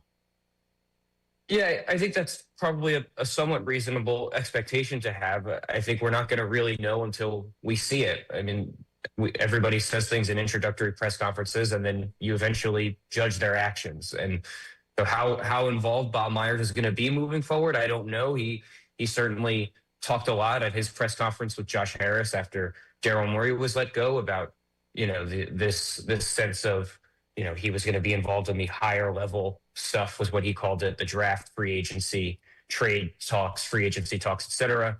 But whoever they hired would be the day-to-day leader. Is this going to be, I would imagine they're not hiring Mike Gansey to do little things and then have Bob Myers say, hey, Mike, here's the trade I just made. Here's the draft pick I just made. I don't think that's a realistic construct for an NBA front office. I think it's more likely that Bob Myers, as a four-time champion NBA executive, will be there as a sounding board for him, will be there as someone who he can lean on, who is sort of the representative of ownership to Sixers management on a day-to-day level. And I think, frankly, if Mike Gansey is calling Bob Myers to get a trade approved or a draft pick approved instead of Josh Harris, I don't view that as a bad outcome at all. And so We'll see. Again, this is just as it is with what is Mike Gansey good at and bad at. This is all guesswork, and we're just going to have to wait and find out. But I think it's reasonable to assume that Mike Gansey is going to be the one making the primary decisions here. We're talking to Adam Harrison, does great work covering the Sixers for the Philly Voice. And Adam, I've seen some people talk about Mike Gansey's time running the G League affiliate for the Cavs and how that could play into his ability to evaluate young talent. Is that overblown when you look at the potential drafting ability of him? I don't think that's overblown. I wouldn't say that in isolation proves anything, but I think that is sort of one of the pieces of a track record that he's developed at this point of a lot of different ways that, people with the Cavaliers have spoken about his importance to their process as far as scouting and drafting is concerned. He has done, the team's media availabilities after the draft before, which obviously speaks to a level of influence he has over that process. So, no, I don't, in a vacuum, does that sound like the biggest deal in the world? No, but I think that speaks to a larger pattern of roles that he has held with the Cavaliers that obviously will expand here in Philadelphia. Adam, if you were to point to one thing that he has to do better than the previous executives in his chair have done for the 76ers, what is it? It's a good question. The first thing that I think of when I think of, where Daryl Morey's tenure went south, it's the style of roster construction. In today's NBA, the 3-star sort of roster build is really hard to pull off with the extremely, I'll call it, punitive salary cap that now exists that was not in place 10 years ago. And if you are going to do that and, take some real risk without having a lot of good depth, you need those 3 stars to be as reliable as it gets. And the Sixers have one extremely reliable star in Tyrese Maxey. We all know how, risky it is betting on Joel Embiid or Paul George consistently being available for you. And so I think as I sort of think about the long-term future of the Sixers, and this might not be something that Mike Gansey can really put into action in a meaningful way until 2030, for all we know. But having a better sense of the sorts of rosters that win in today's NBA. And when you look at teams that win the championship these days, it generally are teams that lean a lot more on depth, teams that probably have 2 max contracts on their books. You look in this year's NBA Finals, the Spurs are an anomaly because they have arguably the best player in the NBA on a rookie scale deal. But the Knicks have 2 max contracts. They have a few other expensive role players. They're one of the most expensive teams in the league. You look at last year's finals, the Thunder and the Pacers were both playing 10, 11 guys at times during that series. I think you need depth to win in today's NBA, given the pace of the game, the speed the game is played at. And I think that's something where Daryl Morey missed. And I think Bob Myers acknowledged that. He said that in his press conference with Josh Harris a couple weeks ago. And I think that's as soon as the Sixers can make that change, because, again, they've got 2 years and $110 million left on Paul George. They've got 3 years and almost $200 left on Joel Embiid. It's going to be a challenge to actually enact that sort of philosophical change in short order. But I think that when you're viewing this very long term, because Bob Myers said, you hire someone, you hope that they're in that chair for a very long time. I think that's probably the change that I think Sixers fans should want to see from Mike Gansey. We'll leave folks with this, because what is the proper expectation to be set? I don't think Mike Gansey has a magic wand on him anywhere. Those contracts are still tough to move. So for a fan that might say, hey, this is the guy that's going to move off of Embiid or Paul George's contract this year, is that proper expectation from the fan base, or are they still relatively stuck? I don't think that's a good expectation to have. I'd be pretty surprised if Paul George moved, though not shocked. I'd be shocked if Joel Embiid moved. I can't imagine another team wanting to make that steep of a financial commitment to someone who is so frequently unavailable. And that's the thing that I've been grappling with. Is I understand why a lot of people want to see Daryl Morey go, and I don't really dispute the decision to let him go. But I look at this roster as largely inflexible heading into the offseason. And the 26-27 Sixers are going to, when you look at the makeup of the roster, I think are going to look extremely similar to the team that just got swept by the Knicks, and they're going to have the same coach. And so how the Sixers expect to get meaningfully different results on the court beyond just crossing their fingers for better health and availability from their top guys, I'm not sure. But that's that's the decision that they made to get rid of Morey and to keep Nick Nurse. And I think that would have been an argument for letting Nurse go, is that if you know the roster can't be shaken up all that much, and that it's just sort of going to be what it looks like, you might as well try something else with your coach, sort of like the Knicks, who I think everybody thought Tom Thibodeau was a great coach and had done a great job with the Knicks. They knew their roster wasn't changing, and they felt like they didn't have enough to win. So they made a coaching change, and now Mike Brown has them in the NBA Finals. So I think that would have been a reasonable case to be made. But this is where the Sixers are, and so I think people should – their expectations of how much things will change in the short term in the next year or so should probably be tempered. Some of the best coverage on this story has come from Adam Aronson of the Philly Voice on the 76ers hiring of Mike Ganzi. You can read more of it there. Check it out. Adam, we appreciate you joining us this morning. Thank you guys for having me. Appreciate it. Thanks, man. Hey, lots to get to on that story. I'm intrigued. I like this is not some training wheels hire. That's what I feel really good about after hearing him talk more about it. This is a guy who is really He's worked paid his way dues. to this. He's really paid his dues. So now we'll see what he can do. Yes, we will. He's going into a job, though, handcuffed. He is, but I don't think there's anything not to like about it. Yep. Well, we'll check that out, too. Hey, Andrew said he wasn't going to call out the people who lied about the media with the A.J. Brown story. I never made such a pledge. What stupidity. Kincade Salciunas continues on 97.5 The Fanatic. Now on 97.5 The Fanatic Sports Update. Happy June 1st, or A.J. Brown Day, depending on who you are. All eyes are on the wide receiver, as today is the day that he is expected to be moved from the Philadelphia Eagles and most likely to the New England Patriots. Adam Schefter joined the show earlier today, and he still believes that the Eagles will receive a first-round draft pick coming back their way. I expect the deal to include a 2028 first-round draft pick. Now, again, two sides still have to get on the phone. They still have to work out details.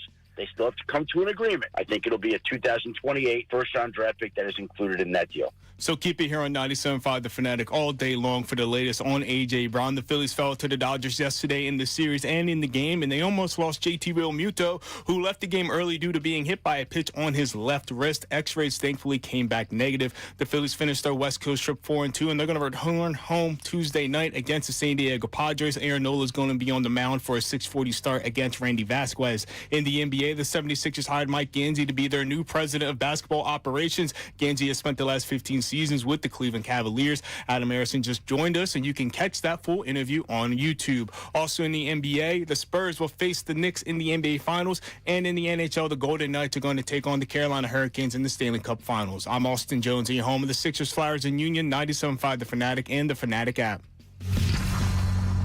Got something to say about Philly sports? Text us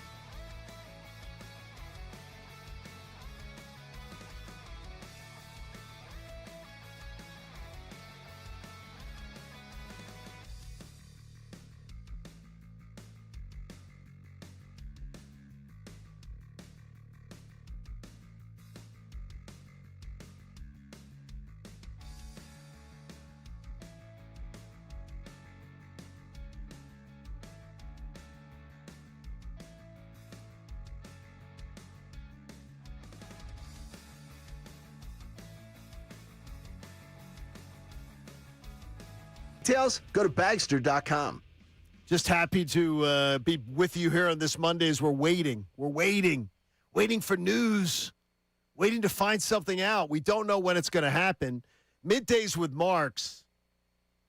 I think they've lit some sage. Do you like sage? No, that's to get rid of bad stuff. Yes. I that might some work. people might say that is where we're at right now. They're looking forward to having the news break on their show today. That the news will break. Everybody wants it. How about midnight tonight so we get first reaction? Oh, that tomorrow would be morning? great. Yeah. That would be fantastic. The 2 a.m. Shams Luka Doncic right. midnight tweet? I'll never forget. I did not hear any of it. I don't check my phone when I wake up in the morning. All I do is turn off the alarm. Yeah. So I turn off the alarm, shower, I'm driving to work, and I hear the Luka, and I'm listening, like I'm barely paying attention to it. And I go, what happened? Wait, where? Who? What? Yeah. So let's see. This will not be a surprise, but it will be something that we will very much be interested in, the return, the reaction. I'm more interested in the reaction than the return. Let's see what the poll question update is, thanks to our friends, Dr. Avidan Appel, who I just saw in the hallway. And so, I mean, he's out there. He's helping guys this morning, right out in the hall. No, he's not doing it right out in the hallway right now. But I was he's going to helping.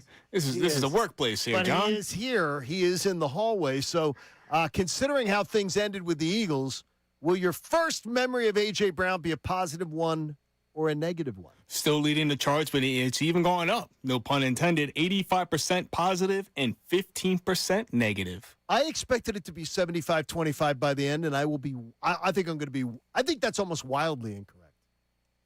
Because this is extremely lopsided. Now you're in the 15%. I am in the 15%. And gladly will be there. What are your thoughts on the large majority of your fellow Eagles fans saying, hey, I'm thinking of the positive first? I'm shocked. I'm shocked.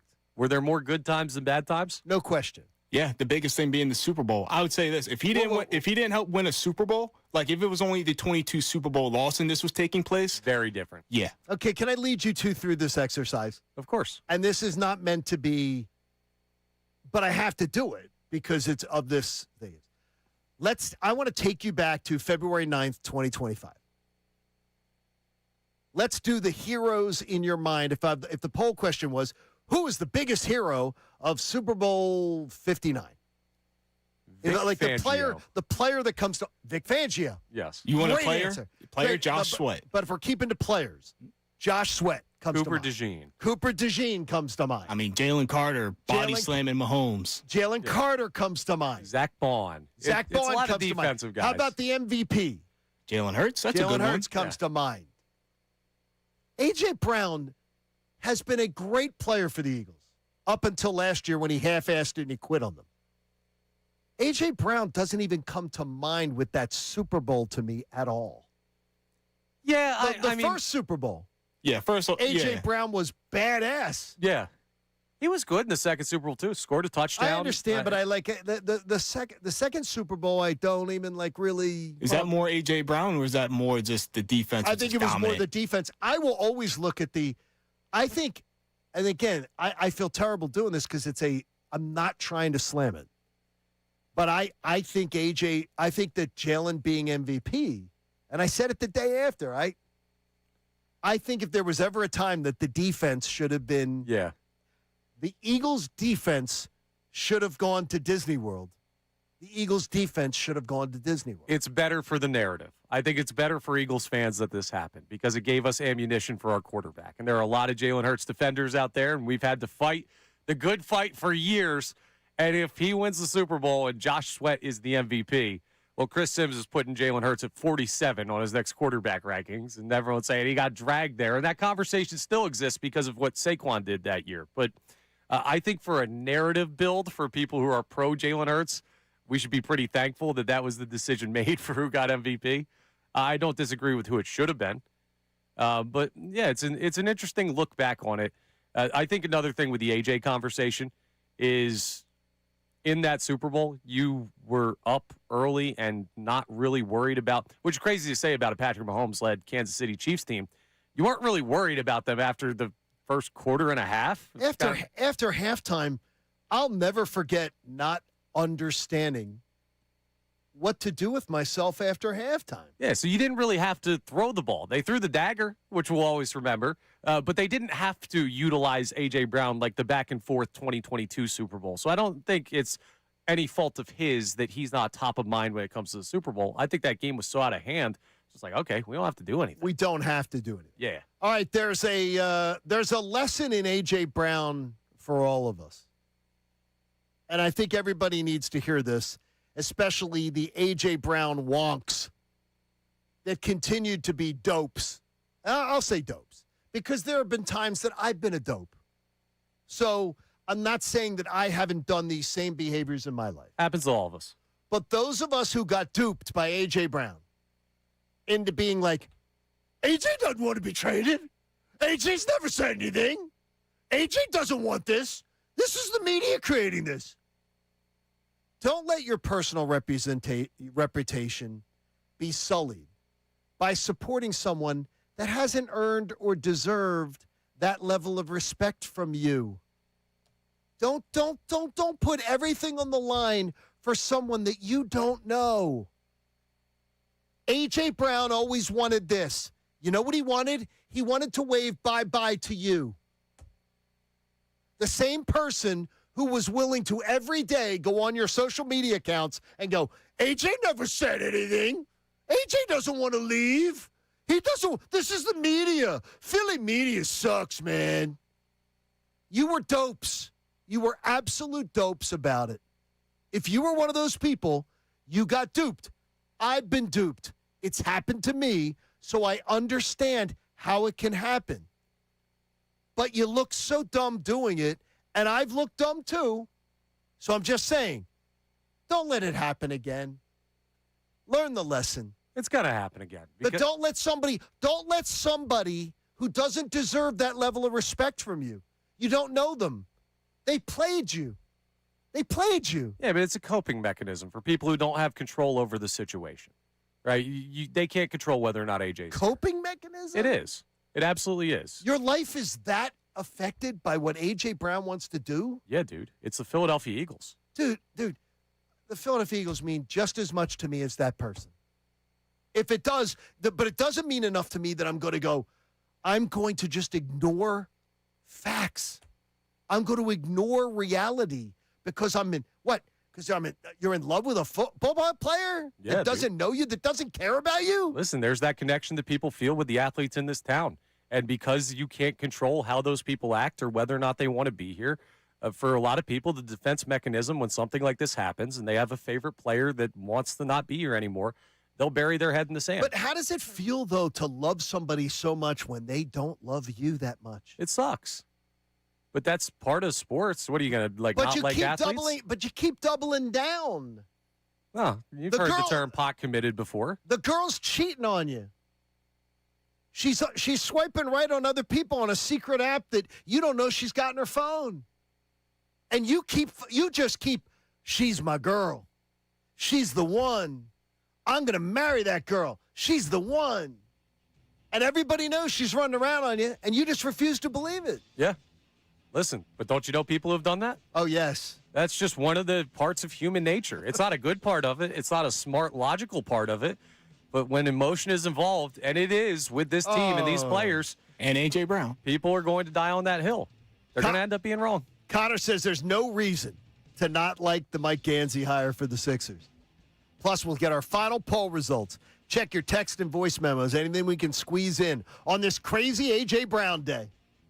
Kincade Salciunas moves you up to Middays with Marks. Coming up here on the Phillies are in the middle.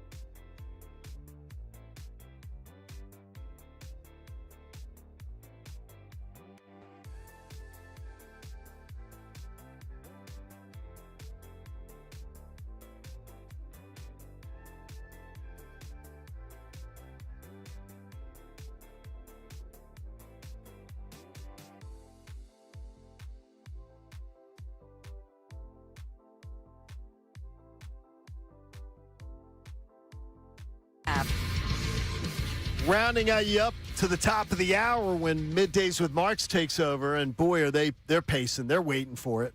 They want the news to break during their show. They don't want Billy Colarulo and Ricky Patalico to get the news. Look, there's a little bit of competition going on. Again, who gets to break the story today? We'll find out. Connor had a thought, though, about the hiring of Mike Gansey. You say there can't be a negative to this. There's no reason not to like it. There's not a single one. You Sixers fans out there, I'll task you with this, and you can tweet at me, text us on Dave's on text line. There's no reason not to like it. Okay. One, we don't really know the guy all that well. In Cleveland, it's been very well reported he was part of that front office, but not the decision maker. So if anyone's like, oh, we just brought in a new president of basketball operations that was part of an organization that just traded for James Harden, new boss, same as the old boss. More of the same. He was the GM. If you know anything about the structure of basketball front offices now, the president of basketball operations makes the final call. The GM is a party to it. But as Adam Aronson told us earlier, there's no way of really knowing the exact breakdown of like what he influenced, what he didn't, what he was a part of, and what he wasn't. He has enough of a track record that no one can dispute that he is in position where he has proven he's capable of being in a front office, right? We talked about how he's worked his way up. Adam talked about that with us when he joined us. So it's not like this is a guy they found off the street. No. He was part of an organization that has been overall successful. I know we're not talking a finals winner, but but they're successful. It's not Utah. It's not Washington. It's not New Orleans. You're getting a guy from an organization that's a regular playoff team that played in the Eastern Conference Finals this year. There's nothing that you know about Mike Gansey at this point where you can say anything negative about the hire. I would look at it this way. Is any job that someone takes, did they leave a situation better than they found it? Or is the spot they stepped into more profitable? Yeah. Is it more you got to look at it that way? Did they leave it? He's definitely leaving Cleveland in a better situation than when he came in there. Even that, though, I don't know how much influence he had over it. My counter to this would be something like when Daryl Morey was hired. Right. There were people who looked at that hire and said, hey, I saw what he did in Houston. I don't think that is the right strategy for what he could do here. He has a track record of how he wants to operate as a front office member, and I don't think that's right for the Sixers. We don't have that for Mike Gansey. I'm not telling you he's a home run hire that's guaranteed to work out. I'm telling you that there is no evidence whatsoever to the negative. So if you have anything where you're like, I don't like this hire, I don't trust this guy, I think the Sixers messed this up, you do not have a leg to stand on to be negative. I worried about when Morey was coming in. My issue was star hunting. Yeah, and that's what we saw. I hate old star hunting. Well, I got bad news for you. The Sixers are pretty roped into that. And this guy... I hate it because of what Daryl Morey did to them. He saddled them into this. This guy knows a lot about it. I don't know why he's on the hotline on his day off, but Andrew Salciunas is joining Kincade Salciunas. On a day off? Andy, are you on vacation? Yeah, but before I come back to work tomorrow, I just wanted to put out a public message thanking Adam Schefter and the rest of the NFL for agreeing to hold off on announcing any trades of A.J. Brown until after you guys are off the air. You are the A.J. Brown of sports radio.